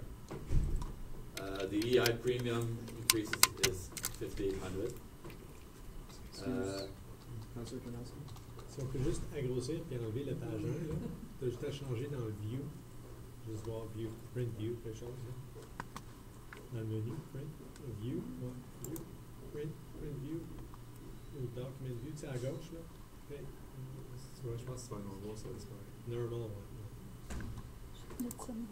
On peut pas aller sur notre screen, il faut regarder par là. Ok, tu lèves, là, juste la grossir. Zoom in. Control. Encore plus. Parce que moi, je vois. Ah, ok, je vois. Merci. Je suis correct. C'est ça qui est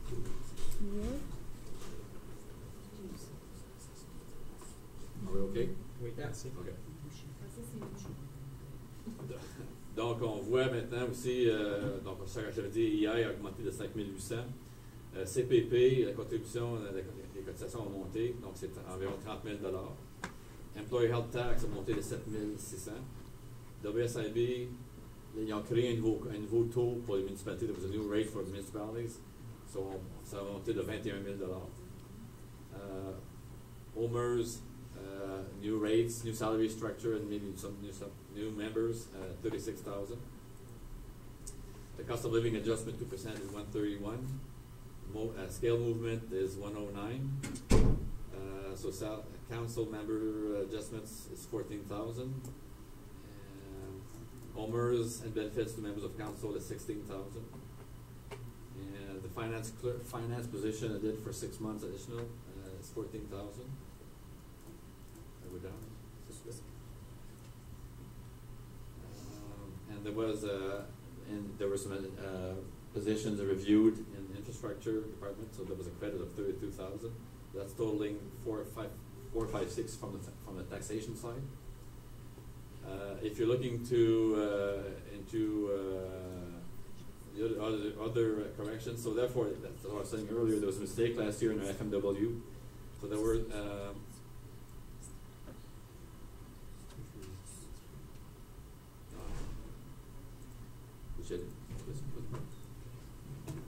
yeah, so just to explain the two lines here, the 66,000 and 40,000, basically three positions that were in the system in the salary module for our new budget software.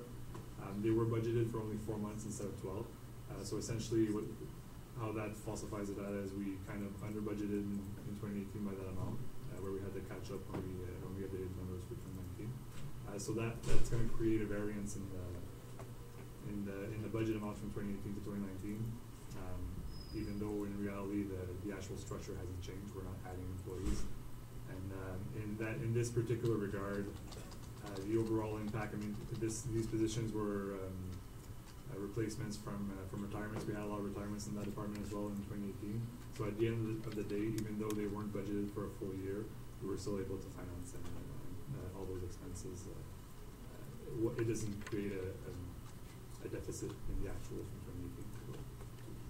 And also just regarding the calculation for EI and CPP, there was an adjustment that had to be made when we worked on the budget for 2019. The formula that was used in the setup for 2018 didn't take certain factors into consideration. When we looked at that formula, we noticed that it increased the cost for the EI lines by about $40,000. So just to explain those 2 points there. Councilor Letta? Yeah, no, I appreciate you having this at the ready because it does now explain the difference between 7.1 and 7.53. You know, I said we were up by 400,000. We're up by 400. There's 400,000 right there. So this is good information to have, and I appreciate it. Thank you. D'autres questions, commentaires? Monsieur Leduc? also from those salary increases, we do sometimes show more expenses, but in some lines we have revenues. So for example, when we in daycare, when we hire more daycare workers, it's because we have more kids enrolled into the service. So we do have the revenues to cover those. So we're only showing you the expense line, not the revenue line. So that equates for about $83,000 in daycare there, and also assistant daycare $16,000. So there's over $100,000 worth where there's money coming in from user fees to cover that amount in salaries. But that's like I said, that's the justification, right? You were talking 240 over here, and then salaries go up on the next slide. It's like, okay, well, it's not the same. Well, the reason is we hired 2 new people here. We did, the adjustment there. Then it's fine. Without context, it doesn't look right. Okay. D'autres questions, commentaires? Non? Continuez, Monsieur Leduc. And the last slide in HR is, I'll let the slide go back to the screen.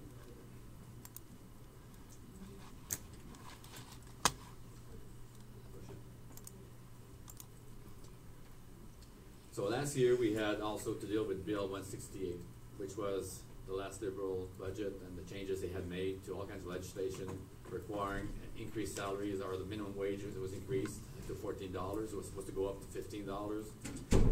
There were also other formula changes in calculation of holiday pay and all kinds of stuff like that. So Bill and the new Conservative Party government came in and they adopted by law Bill 147, which removed almost every of those additional costs we would have to assume this year in 2015 and 2019. So luckily, from that sense, that the new government came in and made those changes. So therefore, it saved us I don't know how much more money out of these salary increases for this year. So the Bill 47 does have an impact to us on our operations.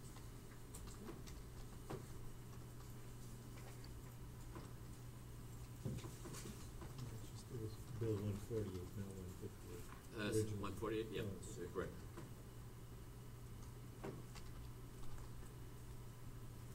Et puis, la dernière section de mon département, c'est au niveau de l'informatique. Donc, on voit que les montants sont ajustés dans les frais spécifiques à 6464, les frais, c'est parce qu'on nouvelles machines de plus dans le réseau. Donc, on a donné accès à plusieurs endroits qui n'avaient pas de machines dans le passé. Et puis aussi, on voulait montrer mensuellement, on a un frais d'environ $1,500 des comptes unis pour prendre soin de nos machines. So we have about a monthly fee of about $1,500 that we're charged from the counties that they serve us either on site or remotely to address our network.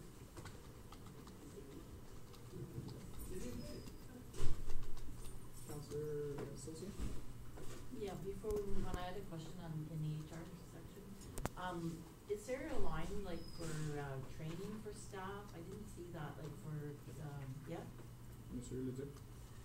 Je conseille, Mme Saucier, we have not summarized into one line. In every budget, you'll see some staff training.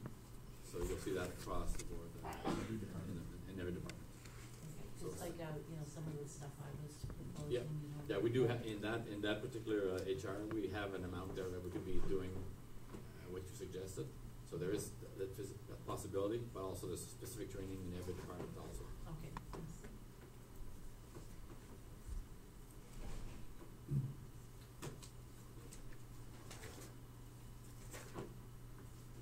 Monsieur Godin? Merci, Mr. Mayor. So the next departments that we're going to be reviewing is the finance department as well as asset management and all those related departments. The first one for finance will be in section 1E. So first of all, for the org chart, this is the final structure of the department. As you'll see in the table of FTEs, starting in 2017, we looked a bit at a structure, especially regarding asset management. We switched some positions around. So you'll see the FTEs went down a bit in 2017 and 2018. Now we're back to 8.1 with the hiring of the admin assistant that's going to be here full time as of this year. So for Department 120, Section 1B, essentially, like I said, we're finalizing the restructure, if you will, of the department. So as we mentioned earlier on, our admin assistant is changing from half year to a full year in 2019, so which has a budget impact. One of the parts of the restructure is we've eliminated a minor position, which was a payable or the finance clerk, which was a part-time position. So you'll notice that as well. We do have a part-time student that's with us until April to help out with the year end, and she's there essentially to help out because we had to replace a long-term leave as well in the team. So we do have an extra person with us at this moment, and which does create a bit of extra cost. But we do have, you'll see in the budget that we have a transfer from the HR reserve to cover those extra expenses in the finance department as well as for asset management and town hall expenses. And finally, just a minor change that we do have in our software licenses line. We've added a certain amount because we're looking at options to put in place an online platform where residents are going to be able to go online on our website to be able to see their tax bill or their water sewer bills or any other bill and kind of see the balances that they owe to the township, and as well payment options and stuff like that. So that's something that we don't have right now on our website. We're looking at there is a module with our current financial system which is called Virtual City Hall, which you'll see later on in the capital section. We're looking at that, and we're looking at other options as well to see what's best going to fit for the township. Monsieur Godin, I don't see it here, but I remember seeing at one point in time, I saw there was an addition because we started accepting credit cards for payments. Did we not, when somebody's paying by credit card, did we not pass along that fee to the residents, or are we're absorbing? No, at this point in time, we're absorbing. We're not actually accepting credit cards at the town hall right now. We are at certain recreation facilities. We are, however, as part of the process for the options we're looking at, I mentioned Virtual City Hall. The other one is Paymentus, and what they do offer is a credit card payment option. In which case, like I think I heard Mr. Lawrence say that we're not allowed to charge back for credit cards, which is true with agreements through Visa and MasterCard, stuff like that. Through Paymentus, there is a way that they actually charge a convenience charge that they call, in which case we wouldn't be hit with those credit card fees. So at this moment in time, I don't want to go too far into that because we're still evaluating the option. We haven't gone forward with this process, but it's something we are looking at trying to implement in 2019. Okay. Councillor Tarnowski? I think that was at the daycare, on the daycare expenses. That's where I saw it, but I'll let you finish. I'll ask questions after. If it's a question regarding the finance department, this is the last slide on that one. So, Councillor Tarnowski? Okay, so you're referring to this new service that we're going to be offering our residents. So is that the Diamond software? Is that what that is? Okay. And so the value of that is an extra 16 or 12,000. 26,000. Yeah, so we're going up to 35,000 from 16,000. So about $115,000 more. Sorry, 115% more. And so I just, the value, is that something that our residents have been asking? Don't get me wrong, I think the service is awesome. I just want to confirm that. yeah, it's a good question, Councillor Tarnowski. So just to clarify, so we're looking at line 6470. Is this correct? That's correct. So I see like it's going up to 35,000 from 16 or 16.5. We haven't received all the bills, I assume, for the Alright. 16,000. No, well, that's exactly the point. So basically, in 2018, the amount budgeted is 35,000. If you look at the actuals from previous years, we haven't reached that. The reason this isn't specifically that online platform module. This includes our license for our financial software, for the budget software, as well as a few asset management softwares that portion goes into this. The $16,000 will change. We're missing some actuals for the way they bill us for our financial software is through a period which is not January 1st to January 31st. So the big invoice for this particular GL line, we paid a portion of the year, and we're going to be receiving that final invoice for the second portion. But the actual budget change from 2018 budget to 2019 budget is not that significant. We're keeping it from 35,585 to 35,375.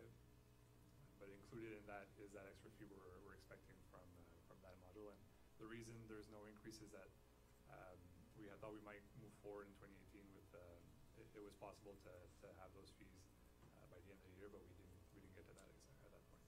Merci beaucoup.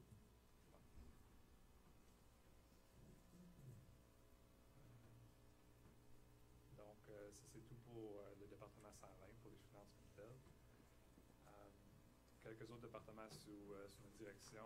On a le département 125 à la section 1F, qui essentiellement représente les dépenses de maintenance pour l'hôtel de ville, ou bien les dépenses en capital aussi pour l'hôtel de ville. There's no major changes from the 2018 budget to the 2019 budget. We always look at our actuals to readjust if necessary there. So basically, yeah, the only comment I have on that department is there were a few operational expense line that were reduced where we had, it's been a few years where we hadn't reached that amount that was budgeted. We've reduced a bit the operational maintenance for the town hall to reflect that. Quick question for Service Ontario. We make a profit with them every year, which is fantastic. I just want to confirm, what was the end of contract date? Do we remember offhand? I believe it's 2022. 2022. I know it's coming up in the next 3 years. Okay. I think I have it. You can just find it. I hope it gets renewed. There's always options. 15 seconds. Right, so halfway through 2022, that contract comes to an end, and like you said, we'll have Back. options at that point if we want to continue or if we want to look at other options. Okay. Parfait, merci. Conseiller Brisson? Oui, à page 5, pour les revenus pour Maison des Arts, je voyais qu'en 2017, c'est marqué comme s'il y avait un revenu. En 2018, qu'il n'y a pas de revenu, puis que là, c'était pour les taxes. Mais pourquoi qu'on en a en 2017, en 2018, puis là qu'on charge en 2019? Oui, donc, conseiller Brisson, oui, en effet, en 2018, à partir de la fin d'année, c'est de faire notre facturation finale. Le revenu va être là. Donc, il n'apparaît pas en ce moment parce qu'on n'a pas encore fait la facturation. Au budget, je pense, ce qui est mélangeant quand on regarde les chiffres de ce département ici, c'est que ça, c'est un ajustement qu'on a fait en 2017. Puis ça a été fait après qu'on a fait le budget 2018. Donc c'est pour ça que quand on regarde aux lignes de revenus du budget 2017 et 2018, c'était zéro. Par contre, quand on a revu notre pratique pour facturer pour la taxation, on a facturé en 2017 suivant la direction du conseil. Donc c'est pour ça qu'il y a des actuels en 2017, puis il va y avoir aussi des actuels en 2018 d'ici la fin de l'année quand vous allez voir votre rapport financier final. C'est ça, le budget était déjà fait, c'est pour ça qu'il n'apparaît pas de choses budgétées en 2018.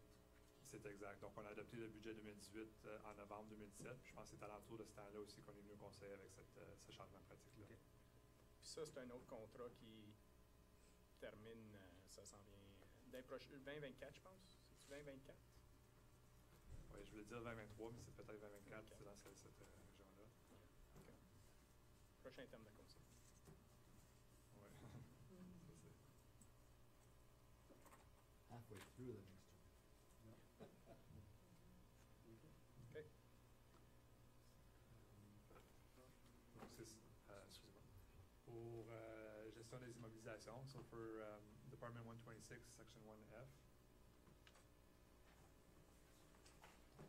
we have a slight increase in revenues because of a land that we purchased in 2018 that we are renting for farming during the summer season. We're looking at an increase of about $3,000 for that. Other than that,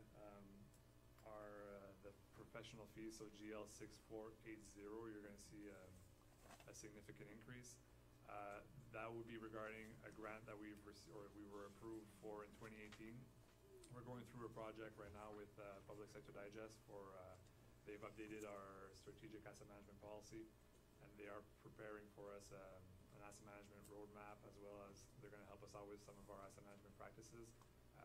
It's a project that we presented to council in, I think it was in summer of 2018, that we started and that we keep on going. So basically the extra $25,000 that you will see in the professional fees are covered from that grant and from a year-end transfer that we presented to council. Other than those two changes, the actual budget for asset management stays pretty much the same. Conseiller Brisson?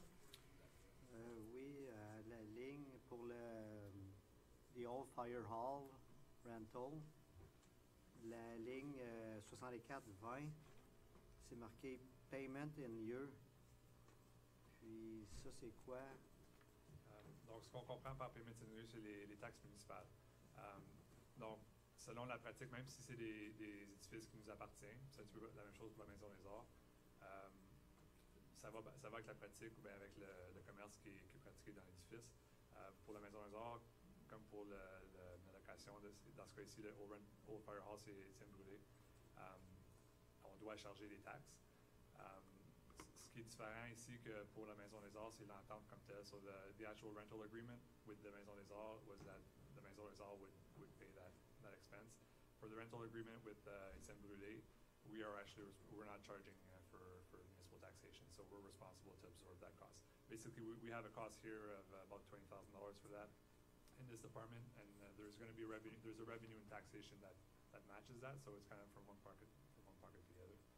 But it's just for presentation to show the differences between the two agreements. Juste le loyer est plus haut parce que la Maison des Arts, leur loyer plus ou moins c'est les taxes.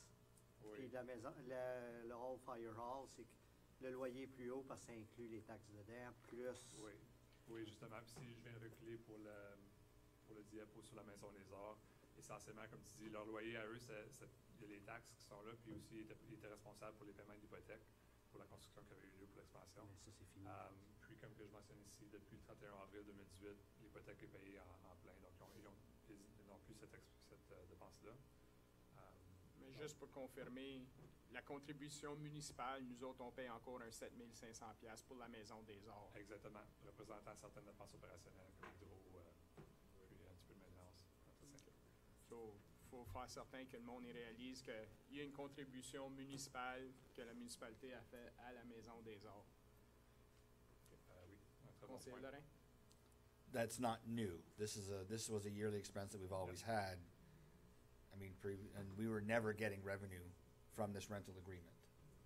The rental agreement was for the repayment of the mortgage that they took out on their own and paid off. just to clarify that, was the mortgage ours? Because it's our building, the mortgage should be on our property. It wasn't, They though. were reimbursing us? No. No, the mortgage is under their name. The property of the land and then is under our name.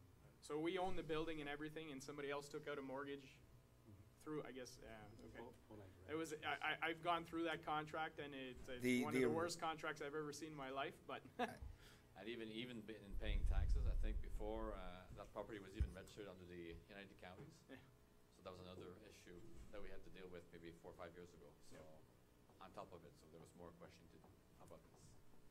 But at the end of the day, it's a municipal building, and we have a contract, and they're there till 2024.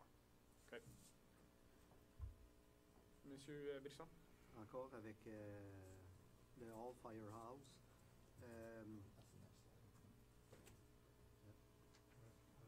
Oui, on peut avancer à la prochaine slide. Juste, je peux ajouter, Okay.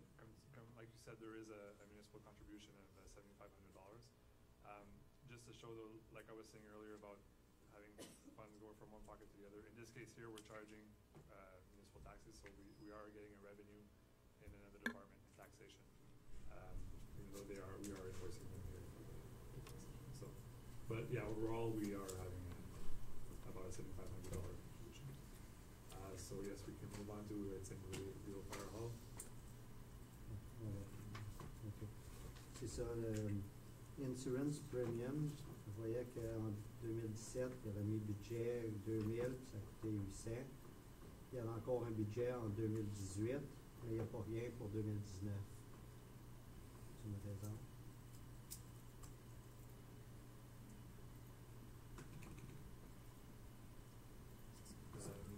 C'est une bonne question, conseiller de rien. Excuse-moi, conseiller de son. Puis, il va falloir que je regarde pourquoi il n'y a pas de montant au budget 2019. Ce que je peux dire, c'est que... Il est peut-être haut parce que, comme il dit, l'autre c'était rien que 800, là, Oui, mais actual. il y a aussi la question qu'on a changé de compagnie d'assurance en 2018. Ultimement, ça ne devrait pas avoir un impact. Il devrait quand même avoir une portion qui va attribuer à cet édifice-ci. Le contrat d'assurance a été réduit également. Donc, je vais regarder cette ligne-là quand je pense qu'il devrait avoir un montant. Probablement qu'il va être proche de 800 ou un petit peu moins. Ouais. Même si c'est à 1000 ou que ça se rapproche du 800, mais c'est que je voyais qu'il n'y avait pas de budget.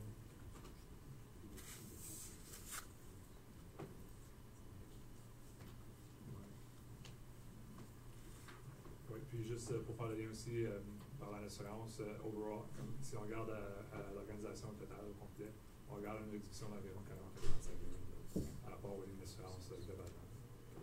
C'est quoi qui a amené cette réduction-là? En 2018, on a retourné en appel d'offres pour nos services d'assurance. Donc, on a gardé nos... we stay with the same brokers as company, but they really prepared an RFP for us. And we did switch from Cowens to JLT this year, since they proposed a much smaller contract.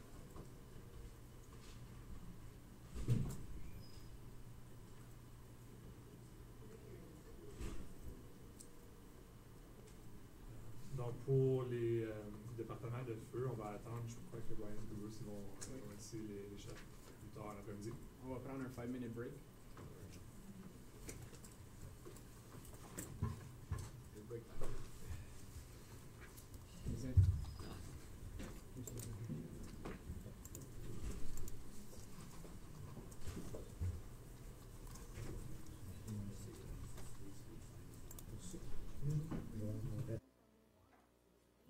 Ça c'est vraiment difficile. But they got film the other side. Ah, ok. Snows the line. Oui, c'est à cause qu'il n'est pas ouvert. OK.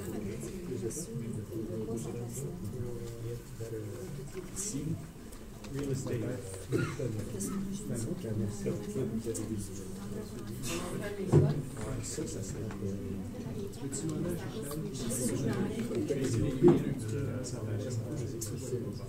Oui. On peut continuer, monsieur le Ben, on peut le voir juste ici, là. Kevin me l'a envoyé, je pense. Monsieur Godin, Merci, M. le maire. back to it. Alright, so, we're gonna move on to, we're gonna skip the, like I said, we're on the fire department for now. Chief Armstrong and Chief Jamel are gonna be here at around 4:15 this afternoon. We're gonna make our way to slide 60 and to sections 2, that's an I, 2I, which is police services.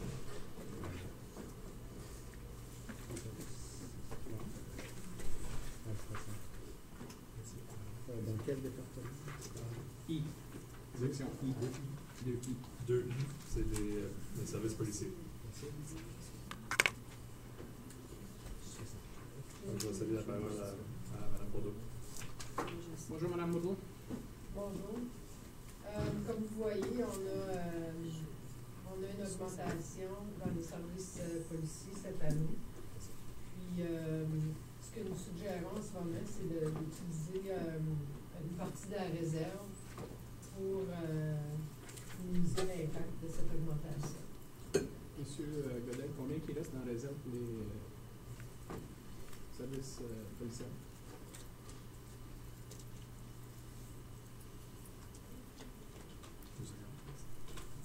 Le temps qu'on cherche le chiffre, peut-être pour M. Tarnowski, puis membre du conseil. This reserve is created once we do get credit back from the OPP. Sometimes, some years in their budget, they don't spend all the money because they have different issues or they don't have enough staff or they didn't provide us as much services as we had expected. So therefore, they send us a credit back. So that's how we get to create this reserve. And luckily for us, we keep that aside so that whenever we can minimize the impact whenever we have a significant increase like this year, like we have. Just to clarify, this reserve, the excess money going in was based when we had a contract in place. There's a portion of it, but it's also yearly we do get credits from the operations. Right, because in the contract it used to stipulate they had to have so many officers here, and then if they didn't have enough officers, we were getting a rebate, but at this point in time, there's no contract stating how many officers have to be in the municipality. No, but the contract is based on a certain amount of calls, and we still get a rebate at the end of the year. Okay. Conseiller Lorrain? Do we have any update on that at all, whether or not OPP are coming back with set contracts anymore, or is it strictly contract policing going forward all across Ontario? Yes. Monsieur Leduc, Madame Bourdeau can correct me, but there was a new formula, maybe you'd like to explain to council from the province about last year or 2 years ago. So, well, the new formula is based on the household, the number of the household doors, basically, and if you want extra services, then you have to pay extra. So it's based on the amount of service that you want, but there's no contract. So it's based on the per household. yeah, so there's a per household cost, and then there's a per call cost. So And then there's a per service cost. So if you want school police, or if you want extra services, then you have to pay extra for them. Conseiller Lorrain? So on that point, when they say, okay, the per household cost equates to X amount of officers in your area on a daily basis or a weekly basis, whatever that number is, under, and I'm hoping they've corrected this, but under the old process of contract policing, if they said it required 3 people and only one person was on duty that night because one was sick and the other one was off on another leave or something like that, they would still only have the one, they don't replace. When we had the 5-year contract, if it said we needed 3, they pulled 3 in no matter what, because that was our contract. Under this scenario now, if they say it's 3 and 2 are missing that evening, do they pull in 2? Or do they not do that anymore? Like, Well, I'll just add one comment first. Even though our contract said 3, they weren't necessarily pulling in other people. That's why we found ourselves with a rebate at the end of the year. Those times where they couldn't fulfill the contract, they Right. were reimbursing us. right, but they more times than not, they would put their people here than in another jurisdiction that didn't have a contract to ensure that they were keeping their credits here because of the fact that we had a contract. But now, without the contract, I just wanna make sure that, I understand we get credits back at the end of the year, but we don't wanna make sure our people are safe too, and have the right staffing for police in our community. So, do we know how they do that today? Monsieur Leduc?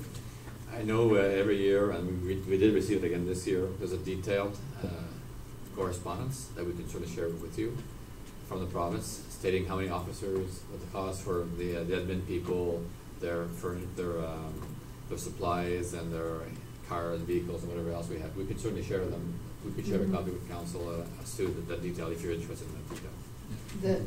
That report tells us how many FTEs they have and everything, but it doesn't tell us how many staff they actually have at any given point in time. I know that they're short. I know like all police forces are short and they're trying to recruit. And we see that here. So, but most times I would say there's never anybody working alone. But at times there's not a lot of, yes. Councilor Lara? Yeah, I'll just make the comment, I think you're gonna see these costs going up over the next few years, only because of the recruitment factor and retention factor that, you know, people aren't joining the police forces like they used to anymore, and if they are, they're joining them later in life, 35 years old versus 20, 21, and they don't have that longevity anymore. And now everyone else that's getting older, they're all looking at retirement, and not, you know, at that point in time, those are even higher salaries that we gotta pay to keep them on. A little bit longer till the others come up the way, so it's gonna be difficult. Conseiller Buisson?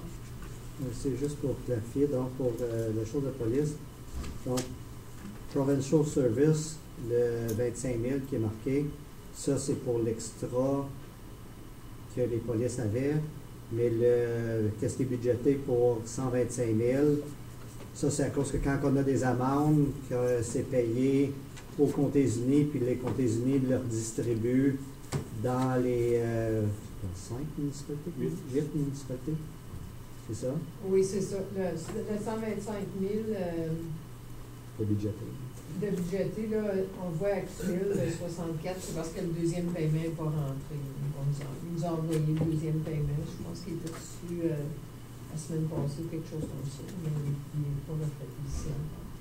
Oui, puis juste pour... puis de plus en plus, on voit ce chiffre-là descendre au niveau de l'argent collecté.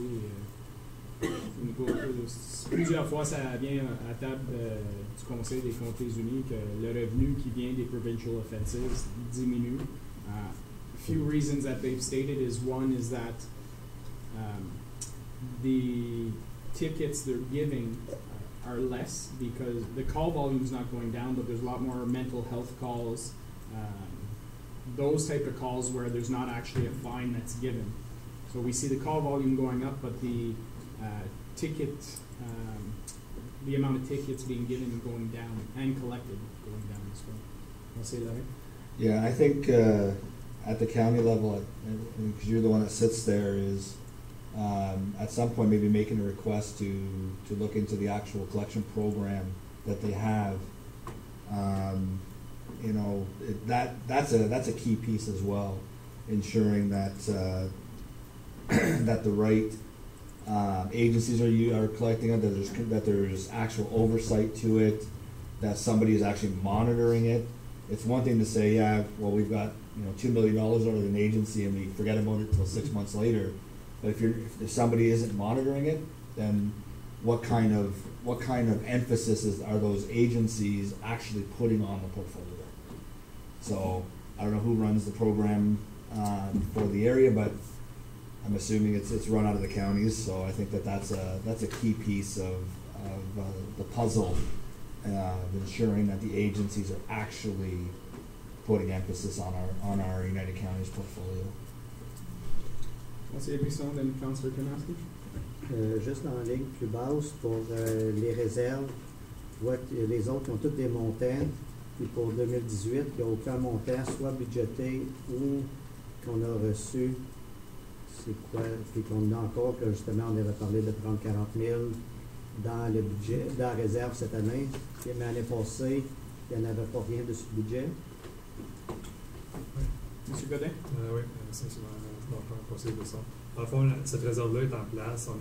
Pour répondre à ta question initiale, on a 240 000 dans la réserve. Et là, avant, on a apporté une politique sur les réserves en fin 2017. Avant ça, on n'avait pas vraiment analysé cette réserve-là, puis on n'avait pas une structure comme telle.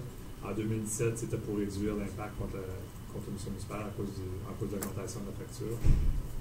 En ce moment, ce qu'on propose, c'est d'aller chercher 40 000. Le 40 000, essentiellement, c'est utilisé pour réduire l'impact sur la contribution municipale de l'augmentation. On ne voulait pas toute la prendre tout de suite, mais en même temps, on ne veut pas juste la laisser là parce qu'elle est là aussi pour être utilisée pour ces services-là. Ça veut-tu dire qu'année passée, on ne budgète pas d'en avoir besoin et qu'on n'a pas pris pantoute de la réserve? C'est ça. En 2018, on n'a pas touché à la réserve. Okay. So je pense, going forward, we have to, how much we depend on the reserve will slightly go down. At one point, it will be taxation that'll catch up where we won't have any reserves. Ouais. Donc, les conversations qu'on a eues par rapport à ça avec l'administration, c'est essentiellement de prendre la réserve puis tenter de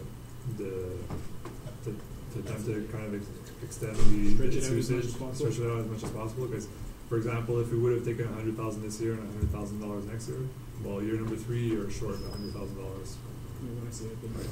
plus the actual increase to the invoice. So, we're trying to stretch it out. Councillor Canassi, something to add? Juste une petite question. Au niveau de notre acceptation pour to allow cannabis, we're supposed to have some money coming in for that. Is that accounted for? And maybe it's under public safety and enforcement. I'm not sure, but I'm just checking. I think the first amount was 5,000 revenue that we were getting. Each municipality was getting 5. I read quickly something yesterday. There was going to be a second payment. I'm assuming it's roughly around yeah, 10,000 total. C'est dans le prochain, on veut. Ah, okay. Parfait. Councillor Saucier? Just had a question on the night watch expenses. Like, is that part of the policing, or is that like a volunteer night watch program? That's our Russell and Russell Emblem. Russell Watch? Russell Watch, So Emblem Watch. it's 33,000? Yeah, we give 16,500, I believe, each. Each, yes. Okay. It's in this one here. 6830. Continuez, M. Godin, Mme Bourdeau. Donc, le prochain département, c'est notre acquisition avec South Nation, section 2J de votre cartable. Donc, pour l'année 2019, le montant a été confirmé par South Nation pour notre acquisition. Pour un montant de 131 139. Ce qu'on avait au budget en 2018, c'était 132 000, donc on voit qu'on, par rapport au budget, on n'a pas d'augmentation à ce niveau-là. When I mentioned earlier that the city of Ottawa had taxation and had different fees that were broken down, I believe South Nation is one of those fees where they take it out of taxation and it's an actual line item when people receive their bill to say, you know, oh, we're giving so much to each resident's portion to South Nation. So, Councillor Saucier? I just wanted to point out that the acronym has changed. It's not South Nation River Conservation Authority anymore, it's just SNC, South Nation Conservation. Donc, on update all our presentation. Conseiller Brisson? Vu qu'on parle de South Nation, j'aimerais peut-être que cette année, qu'on ait une discussion, je sais que c'est avec les Comtés unis, là, mais pour le parc Méconis à Limoges. Parce que comme c'est là, justement, on paye pour South Nation, ça appartient aux Comtés unis, tout ça. Oui, c'est essentiellement, j'ai eu la discussion un petit peu. Le fait que, oui, ça appartient aux Comtés unis. Ça a été mis en place quand M. Hill était le maire. C'est la municipalité qui a décidé de faire quelque chose avec ce parc-là. C'est un coût minime, je pense que c'est 3 500 ou quelque chose comme ça. J'ai eu la discussion pour essayer de le donner au comté, mais puisque j'ai eu 350 000 pièces hier, J'ai dit, c'est correct qu'on garde le 3500 dans ce moment ici, là. Mais est-ce que ça pourrait être, même au lieu d'appartenir aux comptes unis, que ça appartient au Salt Nation, puis c'est eux autres qui sont responsables? Ça se pourrait, mais les Comtés unis sont dans le business, pareil comme South Nation, d'agrandir leur territoire. So, je ne suis pas certain qu'ils veulent nécessairement juste donner leur territoire à South Nation. Ça serait quelque chose à discuter entre les deux organisations s'il y a un trade possible à faire. Mais oui, définitivement, je peux Parce que comme avoir c'est des là, discussions. c'est nébuleux un petit peu, là, étant appartient à un, nous autres on paye, puis l'autre, South Nation, ça fait quasiment à quel bord aller, là. Ben, nous autres, on a un contrat avec South Nation pour le service qui prennent soin, qui font la maintenance dans ce point-là. Mais oui, c'est une Je sais qu'il y a discussion. un peu d'argent à remettre dedans pour améliorer la piste, là, puis juste laisser savoir. Oui, mais encore là, c'est la municipalité qui a décidé de lancer ce projet-là à ce point-là. So. Il est très utilisé, mais c'est justement ici qu'il va y avoir de l'argent dedans. Oui. Parfait. Monsieur Leduc? Peut-être qu'on va faire l'exercice de revoir nos affichages pour éviter la confusion. On pourrait enlever l'affiche de la municipalité de Russell. Parce que quelque part, être un partenaire peut-être, parce que les gens pensent que c'est à nous, mais le parc nous appartient. Il n'y a pas grand-chose, ça prendrait juste un petit peu de peinture sur un côté, parce qu'il y a un côté que la pancarte, que notre affiche est déjà tombée, puis que l'autre bord, ça part un peu, mais ça fait de la confusion. OK, merci. Prochain slide, M. Devin. Oui, merci, M. Maire. Donc, la prochaine section qu'on va revoir, c'est la section 2K du comptable, c'est for Public Safety and Enforcement, section 2K of the binders. We're going to go through those departments.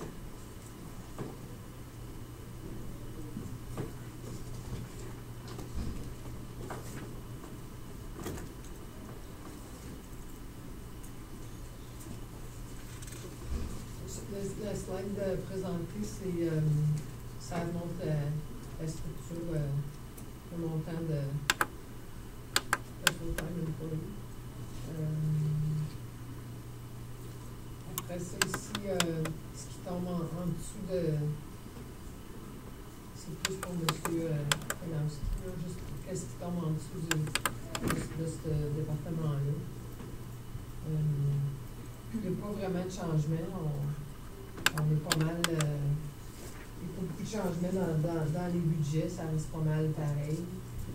Je ne sais pas si vous avez des questions par rapport au budget. Conseiller Lorrain. Can I just ask, the last bill that you have on there, you're looking to increase dog license fees. What is the current amount? $10? It's 15 and 20. It's 15 for. I believe it's For spade and whatnot. Yeah. Okay. So, what's the justification? Like, what are we going to use that extra $5 for? What did we use the $15 for today? And what's the $5 more going to do? Not just keep us in line with everybody else, but what are we going to do with it? I think it becomes part of the revenue for the operations of the department. Yes, it's for the operations of the department. So we maintain the dog park, we maintain the building for the dog pound, any type of program for animals. Everything is, all the revenues from animals is in the 245 here. It's relating to the expense that we have every year. So we have more expense. So it's just an increase with times and. Councillor Brisson and Councillor Saucier. C'est juste que je voyais justement avec la comparaison des autres municipalités que c'est un prix for all, que nous autres, il y a ceux qui ont été arrangés et ceux qui ne le sont pas. Y a-tu. C'est pour encourager. C'est pour encourager que le monde fasse arranger nos animaux, qu'il fasse neutraliser nos animaux. Parce que si ton animal n'est pas neutralisé, souvent, on va être porté à plus les ramasser souvent. Councillor Saucier. Well, it's been a number of years, right, since we've had an increase, like, I mean, it's been 15 forever. Yes. Like, as long as I can remember. As long as I can remember, I think. And, I'm okay with the $20, and we're still below everybody else, so I think that's a reasonable request. Councillor Lorrain? So just making sure I'm doing the math here, so in the budget, there was 31,671. Just quick math. So there's 2,100 dogs in the community based on that number. Is that what we're? We're close to that. Okay. That are registered. That are registered. So, yeah, exactly. I try to do door-to-door every few years because that brings in quite a bit of new registration, and then we can follow up the years to follow. Okay, so if you've asked for an additional $5 for the 2,100 dogs, let's say it is, but the revenue for dog licenses, you put at 45. The actual was at 31, so that would be 41. Is 45 an accurate revenue number here? One's 12.5% increase, the other one's 17% increase, so you're getting a bigger increase. Yeah, I'm just saying, right?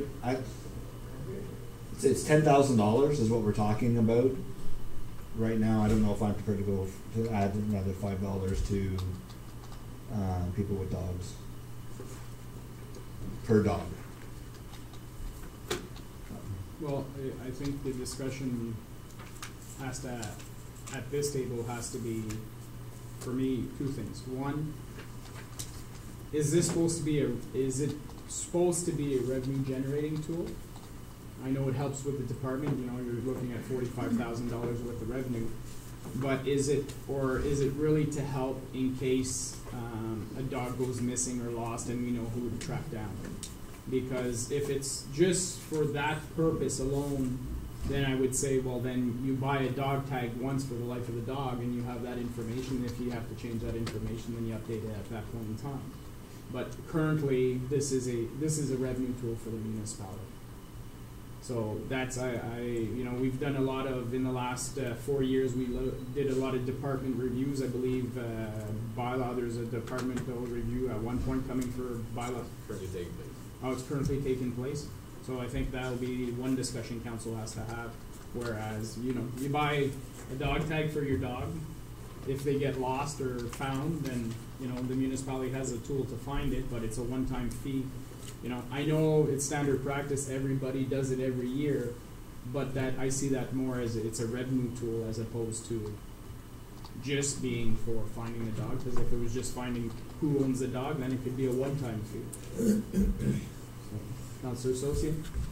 I think for me, the reasoning behind the annual thing is that just people will register, because I think if it's just one time, there's going to be a lot of people that aren't going to bother, and that's sort of how I see it. That it's just to make them responsible and to get them registered, and then we have the record in case they dart like mine does.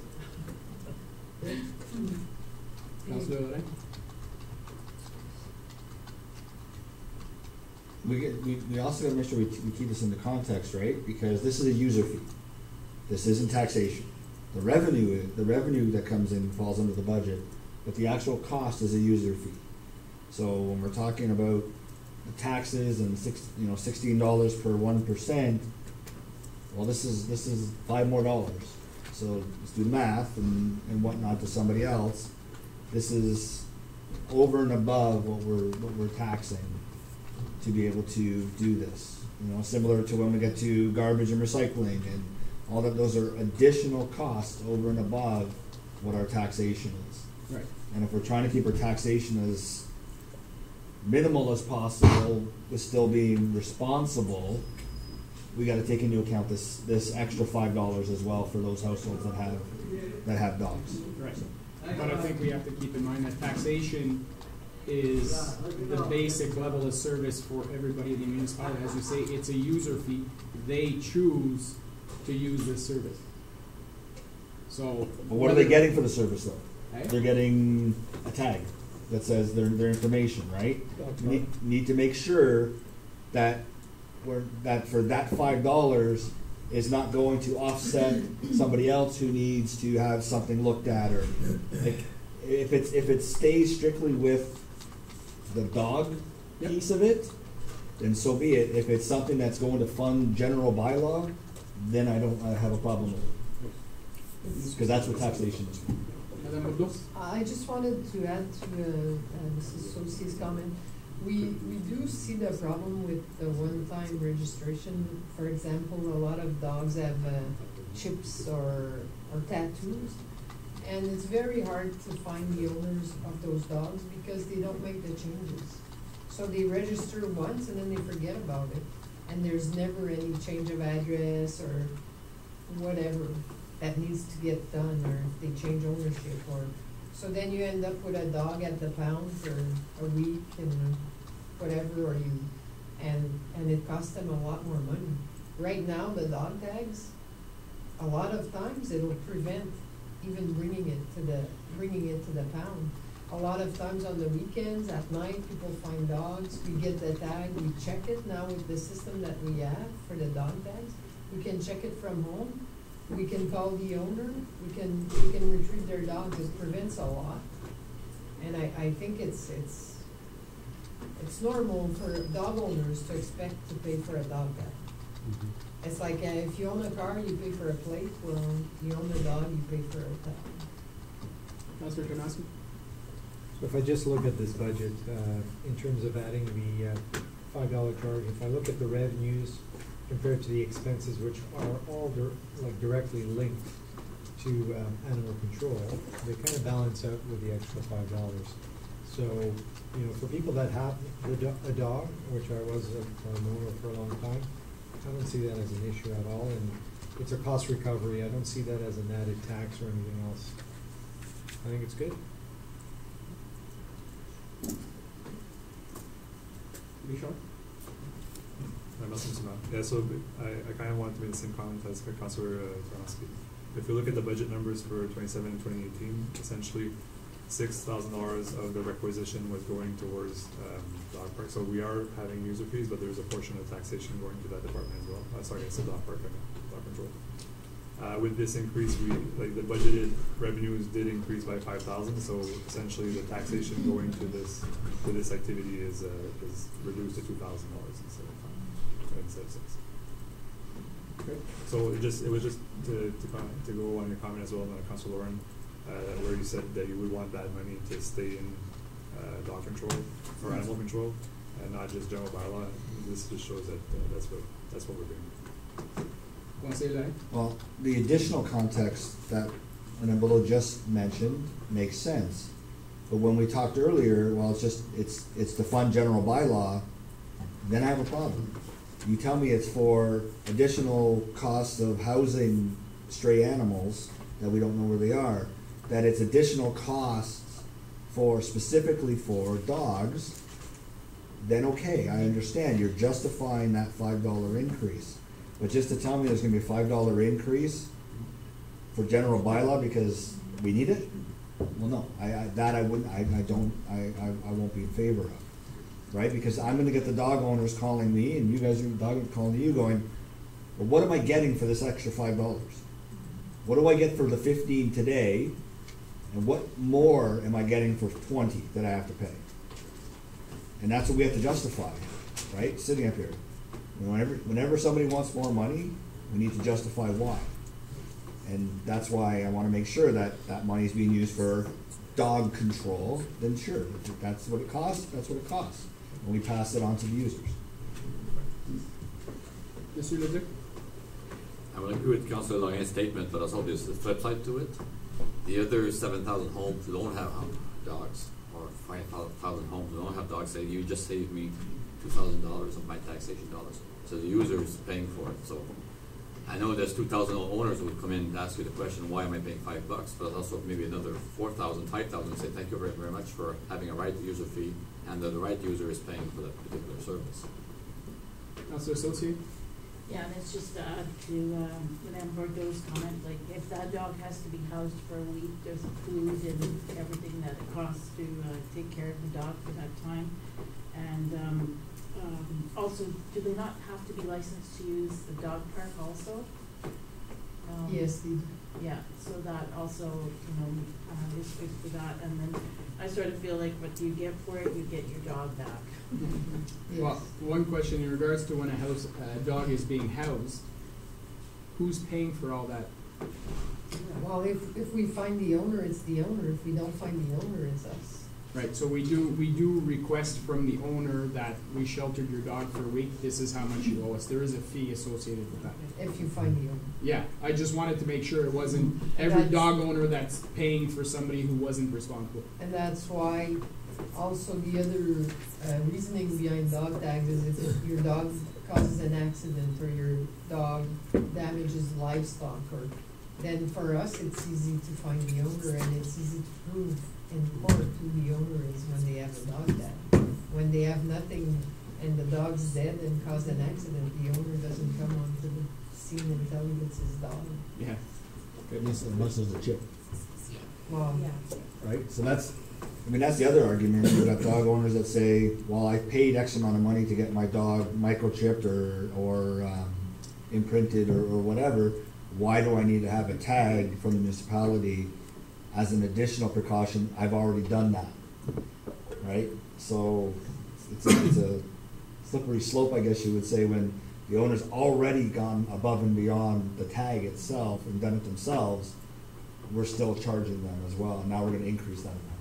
yeah, but the chip again, when you get back to finding a dog owner, if somebody finds a dog on the weekend and they call us and they have the dog as a chip, unless we bring him to the pound and we scan him, and then we'll probably end up not having a response until the Monday.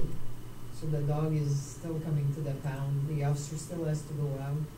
Still costs associated with that. Yes. Are we done with animal control? Okay, I'll just make the comment that I look at the municipal contribution here, I look for our school guards. Our school guards are costing over $15,000 for our crossing guards.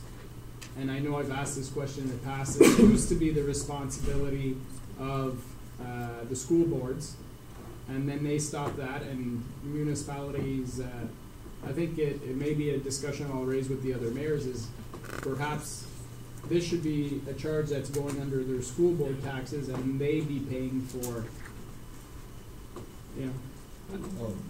I think if from that standpoint, if we're going to be transparent, it should be part of the school board taxes that are paying this fund.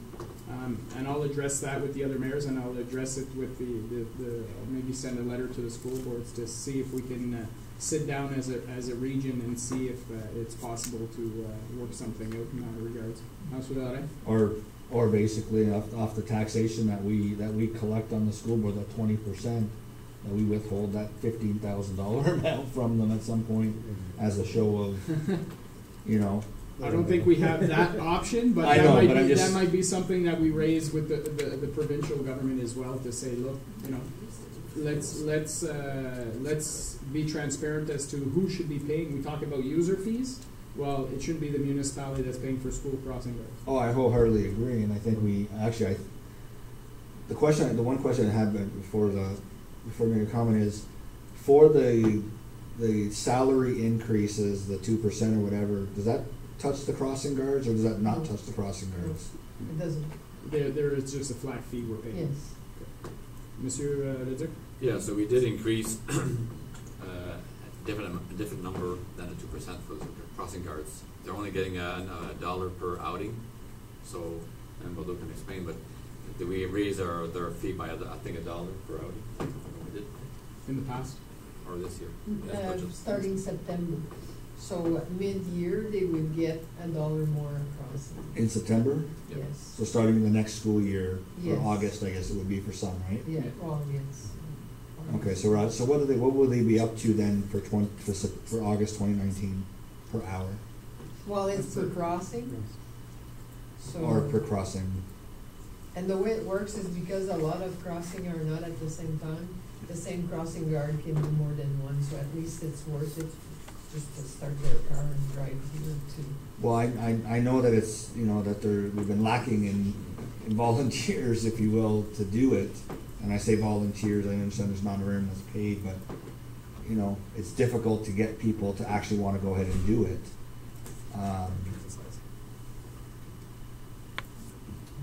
Monsieur Leduc?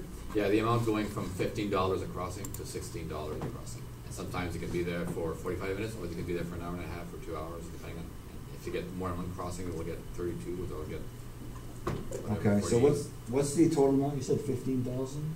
51,000? It's 51,000 for crossing guards? That's what I see, municipal contribution, 51,000, yeah. I thought it said 15. No, 51. Just reinforces my point, I think.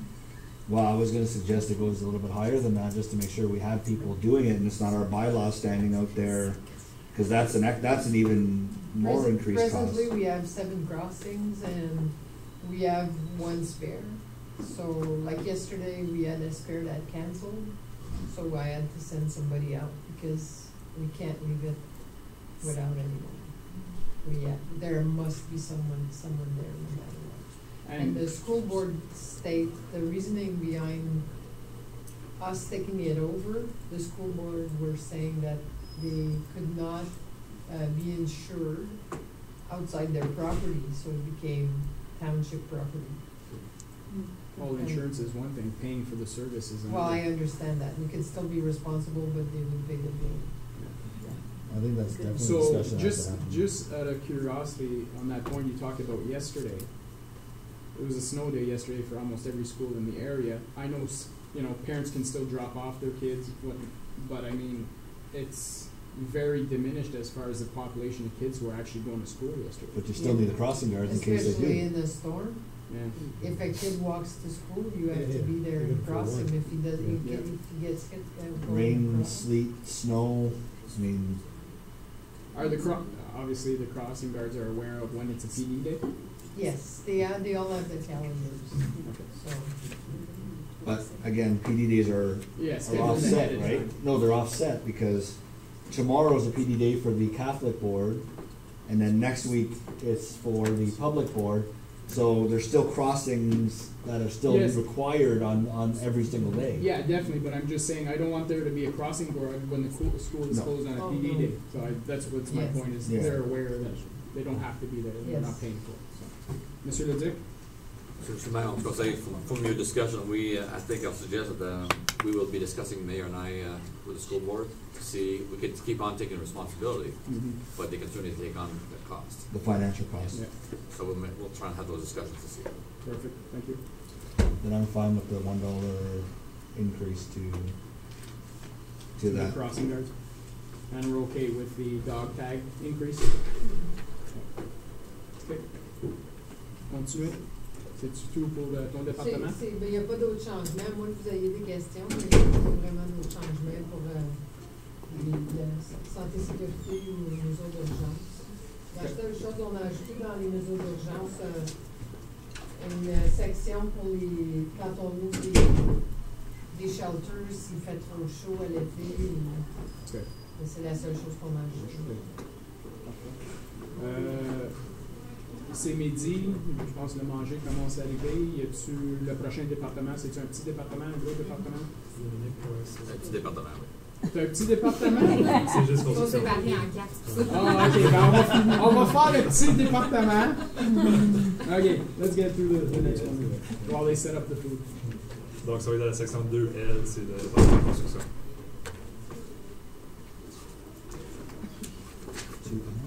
So we're going back now? We're Sorry. going backwards? No, it should be the next section, section 2L.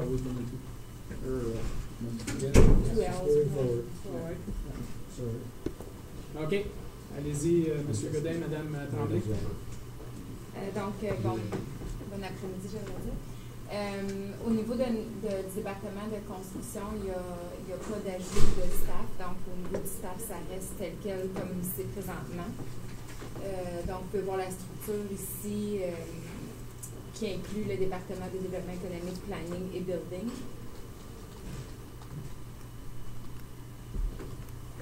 Question, Monsieur Brisson? Tu viens de dire qu'il n'y a pas d'ajout de staff, mais que l'année passée, c'était un 9.7, puis là, qu'on est à 10.1. Donc, C'est-tu juste... c'est un employé qui était engagé à mi-année, c'est ça? C'est ça. Donc, on a, dans le budget, on avait mis à mi-année au niveau de l'agent de développement économique, puis qui a été assigné, je me souviens plus en quel mois. Non, C'est Monsieur pas le ça? Duc? Non, c'est pas ça. La personne qui a le changement de titre, on a déjà un point, le FTE est à côté. C'est qu'ils ont fait des changements de distribution de salaire. Donc, des fois, un petit point 2, point 3 passe de planning à building ou de building à écodev ou d'écodev à l'autre département, par exemple. Donc, des fois, il y a des petits ajustements qu'on fait à l'interne pour vraiment refléter où va le coût. Donc, dans ce temps-là, le FTE est ajusté un minimum comme ça. Mais il n'y a pas de ressources additionnelles. C'est juste une La mathématique. redistribution est majoritairement à cause de, dans le développement économique, avant, on avait une assistance administrative. Donc, toutes les tâches de développement économique sont regroupées à une admin et non pas deux qui étaient initialement.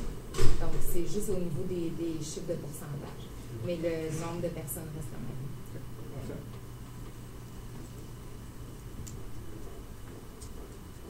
Donc, au niveau des revenus, c'est ce qu'on a prévu, c'est d'anticiper une increase au niveau des revenus de permis de construction. Comme vous pouvez voir, au cours des années, on émet de plus en plus de permis de construction. Donc, on a planifié une augmentation au niveau des revenus. In the last week of 2018, we just based on our discussion in increasing the DCs, we have received 48 building permit application in the last week of December. So those revenue will be anticipated in 2019 budget as well because they pay when the permit is ready. So based on this, we know, just for a piece of information, when they apply for building permit, we have so much time to issue that building permit. Usually the law requires that for a single detached dwelling or residential permit is a 2 weeks period of time once the application is complete. So they pay once they come in and pick up the permit, and they have 6 months to start construction once the permit is issued.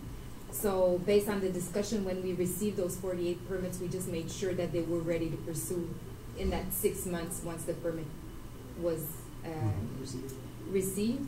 And it's just an information that is pertinente, c'est que dès 48, they're all sold, and occupation is July of this 2019. So they didn't just apply because of the increase in cost, it's because they're sold and they need to start construction as soon as possible, which is really good news for us. But obviously, getting in before the increase made sense. Oh yeah, for sure. It did help. Wasn't all one builder, was it? Wasn't all one builder? No. Okay. No. Councillor Tarnowski? Juste une petite question sur les revenus. Les permis, la ligne 5490, c'est à 15 000 le budget pour les revenus, mais on voit qu'à chaque année, c'est plus que ce qu'on budgète. Est-ce qu'il y a un raisonnement pour le laisser à 15? Je sais que c'est pas beaucoup, mais surtout avec ce que tu viens de nous dire, au niveau contexte. C'est 15 000 là, que tu avais budgété. Pour les augmenter.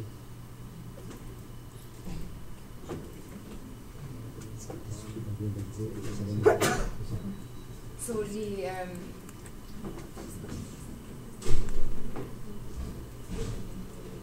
Ça, c'est pour les site plan, subdivision c'est agreement. juste les connexions d'eau et d'égout. Donc, c'est juste quand il y a une maison qui veut se raccorder à l'eau et les égouts qui ne fait pas partie d'un plan de subdivision ou d'une nouvelle maison, le prix est juste de 50 $. Donc, c'est vraiment juste... fait qu'il n'y en aura pas plus de cas parce que c'est pas relié aux nouvelles constructions. OK, merci. Donc, ça, c'est juste un petit peu pour vous démontrer les statistiques des années passées. Donc, juste pour vous mettre en perspective là, par comparativement au nombre de permis qui ont été émis de 2016 à 2018.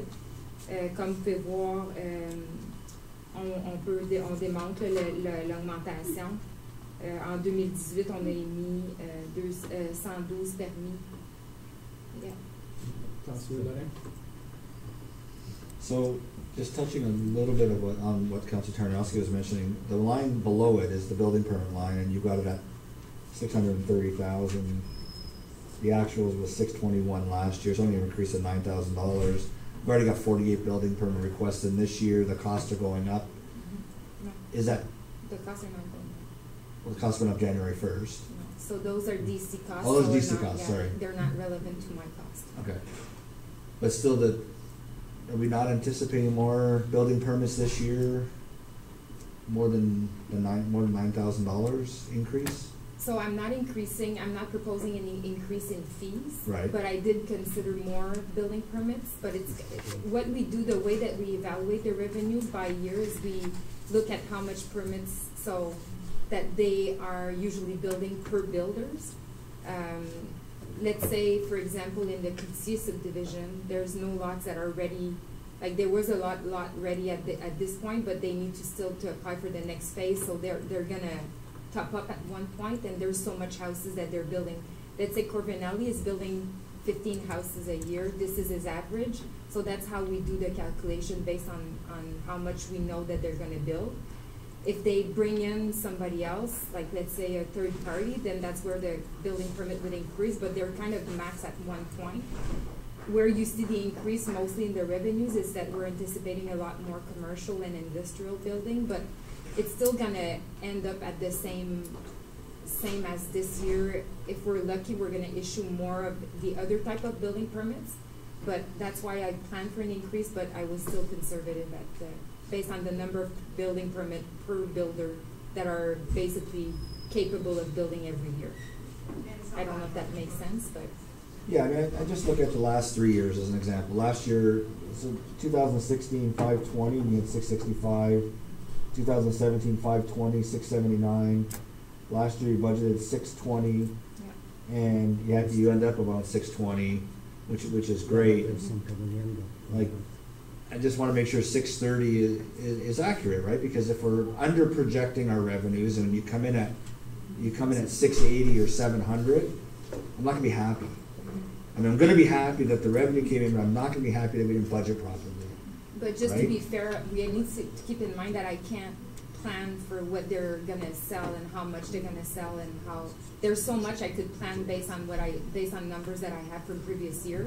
But if Okay. there's something that I can't unforesee, let's say if Mélanie is gonna sell to Minto, for example, and Minto is gonna build 100 houses this year. Have we spoken to each individual developer, and these are the projections that they have for 2019? That's how I do my revenues. And not just past history? Yeah, exactly. And that's how I do my revenues, but like I said, commercial building, I could only anticipate for the ones that I sold property, and I know that there are plans to start building this year, but we could have an infilling right in the middle of the township that could bring 30 units of residential unit that I can't plan for, because right now they didn't plan and it's not in the plan.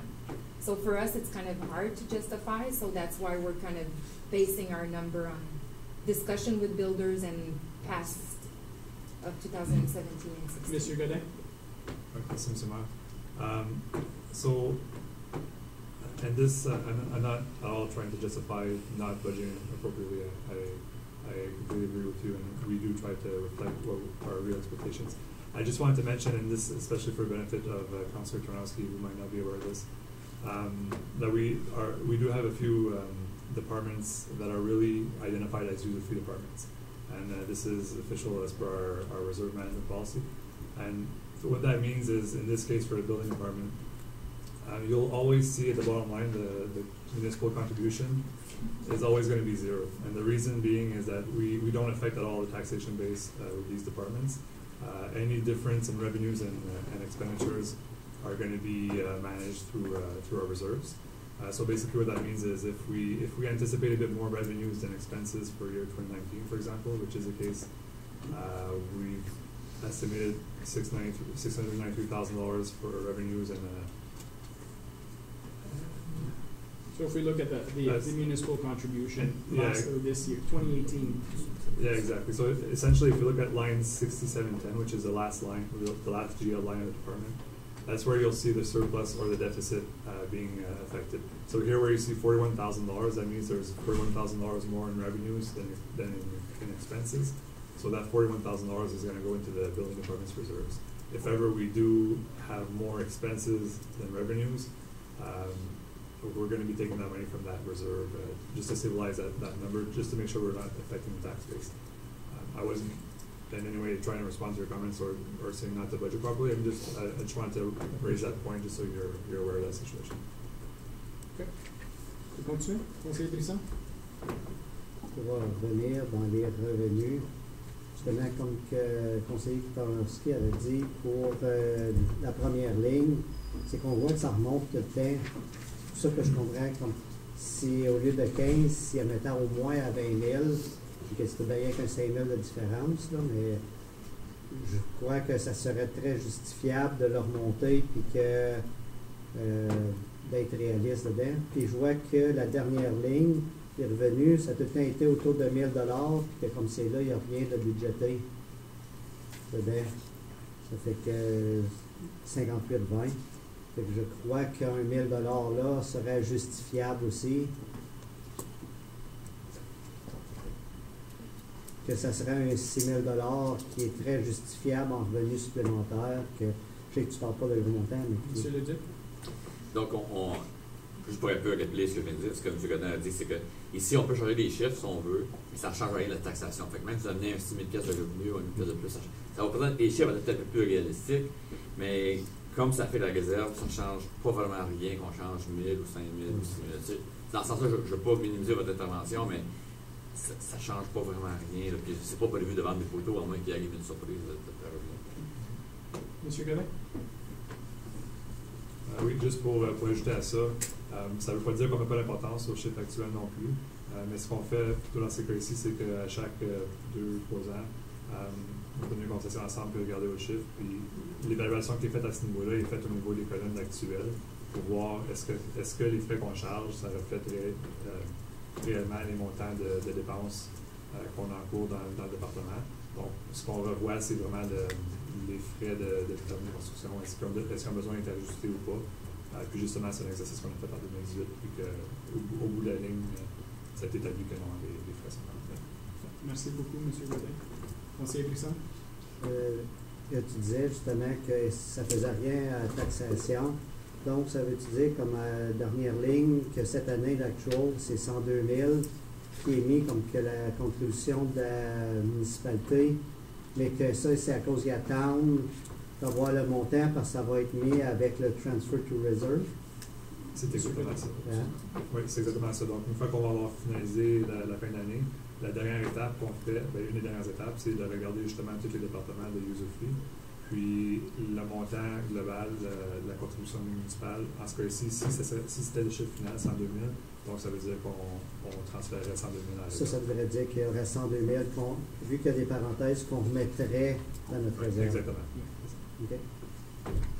Conseiller Tarnowski? On parle des dépenses, on va passer les revenus. Juste une couple de questions. Au sujet de la charte qui est là, parce qu'il y a 3 choses qui sont en bleu. Fait que je vais juste confirmer que le 47 permis pour 2018, ce qui est à 47, c'est pas commercial. Hein? Non, c'est les semi-détachés. C'est dommage. Oui, je sais. OK. Fait qu'au niveau commercial ou industriel, c'est vraiment, ça a l'air, ça descend plus que l'autre chose, c'est ça? Ça l'a descendu par rapport à 2017, mais on anticipe que ça va augmenter en 2017. Okay. Et aussi, il faut garder en tête, il y a peut-être moins de permis, mais c'est peut-être plus, la valeur est plus grosse ou les bâtiments sont plus gros aussi. Toute autre question, si je peux continuer. Vas-y, après ça, conseiller là. Au niveau des dépenses, puis je sais que l'impact n'est pas important, mais juste pour savoir, si je regarde au niveau salarial, l'augmentation pour temps plein, salarial temps plein, c'est 1,3 comparé à ce qu'on parlait pour les autres augmentations avant ça? Est-ce qu'il y a un raisonnement pourquoi c'est plus bas que les autres augmentations de salaire? Et en même temps, si on regarde au niveau overtime, je trouve ça intéressant que l'overtime a toujours été beaucoup plus haut que ce qui est budgété. Si on n'aurait pas à ajuster ça. Merci. Monsieur Laurent?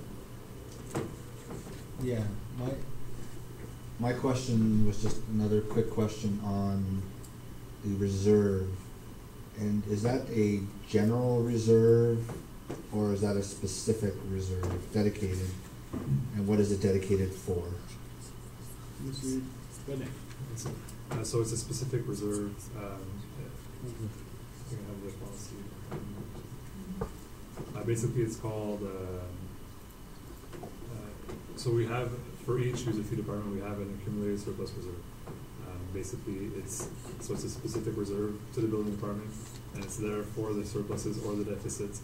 Essentially, it's to stabilize. I mean, instead of raising fees and reducing fees every year based on the previous year's actual or not, it's kind of. And going into the year, there's a lot of unknowns. We might not issue the number of building permits we thought, or we might issue more. It's to kind of it's to make sure we keep the municipal contribution to zero, so there's no taxation effect. And so there's more revenues, and it's going to go into the reserves. If there's less revenues, it's going to be taken out of that reserve.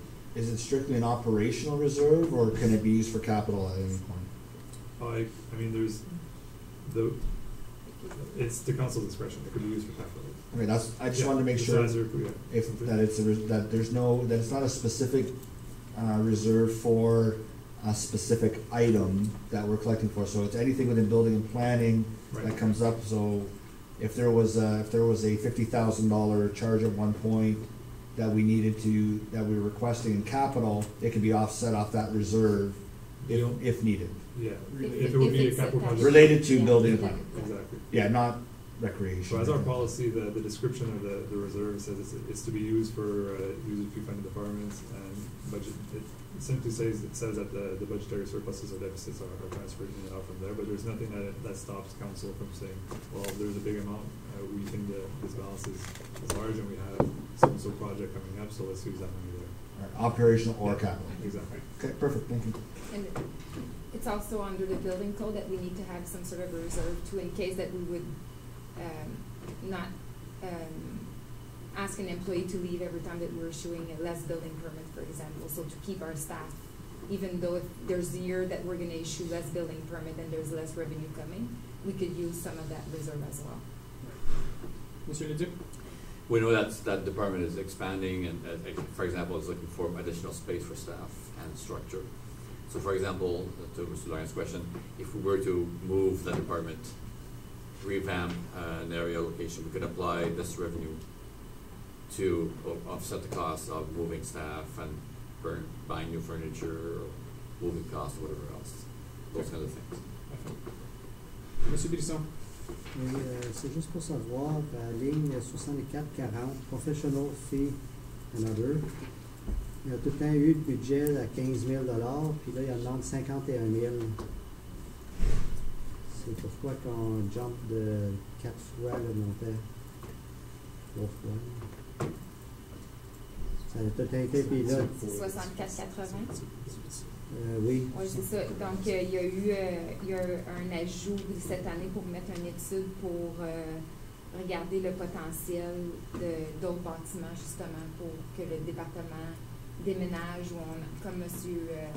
Leduc vient de mentionner. Donc, des études de faisabilité, c'est une étude spécifique qui a été mise au niveau du budget, qui est un 35 000 de plus additionnel que normalement. Les autres frais professionnels, c'est des frais d'avocat quand on va en cours pour des litiges. C'est pour ça que je voyais avec les autres années, c'était tout en 15, puis là, 51. Là, il y a une étude de plus. Pour l'étude, qui est 35 000. Oui. Oh, les études, ils sont pas forts, l'école. D'autres questions? Je vais continuer. C'est terminé. It's over for me. Monsieur Godin? Je ne sais pas si c'est le temps, mais je vais juste ajouter, vu qu'on parlait un petit peu des réserves, des user fees, juste pour, la plupart de vous le savez déjà, mais peut-être pas conseiller pour ensuite. la pratique qu'on fait pour les réserves pour les User Fee Department. Juste pour que vous sachiez, c'est la même chose pour les départements d'eau et d'égout, les départements de recyclage, déchets, puis disposal, puis collection, ainsi que les départements de daycare, puis garderie. D'autres questions, commentaires? No? We'll go for lunch. Take 20 minutes, quarter two? Quarter two? We're taking an hour. What are you talking about? Depends on you guys. We can be here as short or as long as you want. But the staff should get on this thing, right? Staff are all eating with us, I assume, Mr. Legit? Yeah. So, well, let's eat and see how we go from there. Perfect. Thank you very much. C'est tout installé, Maria?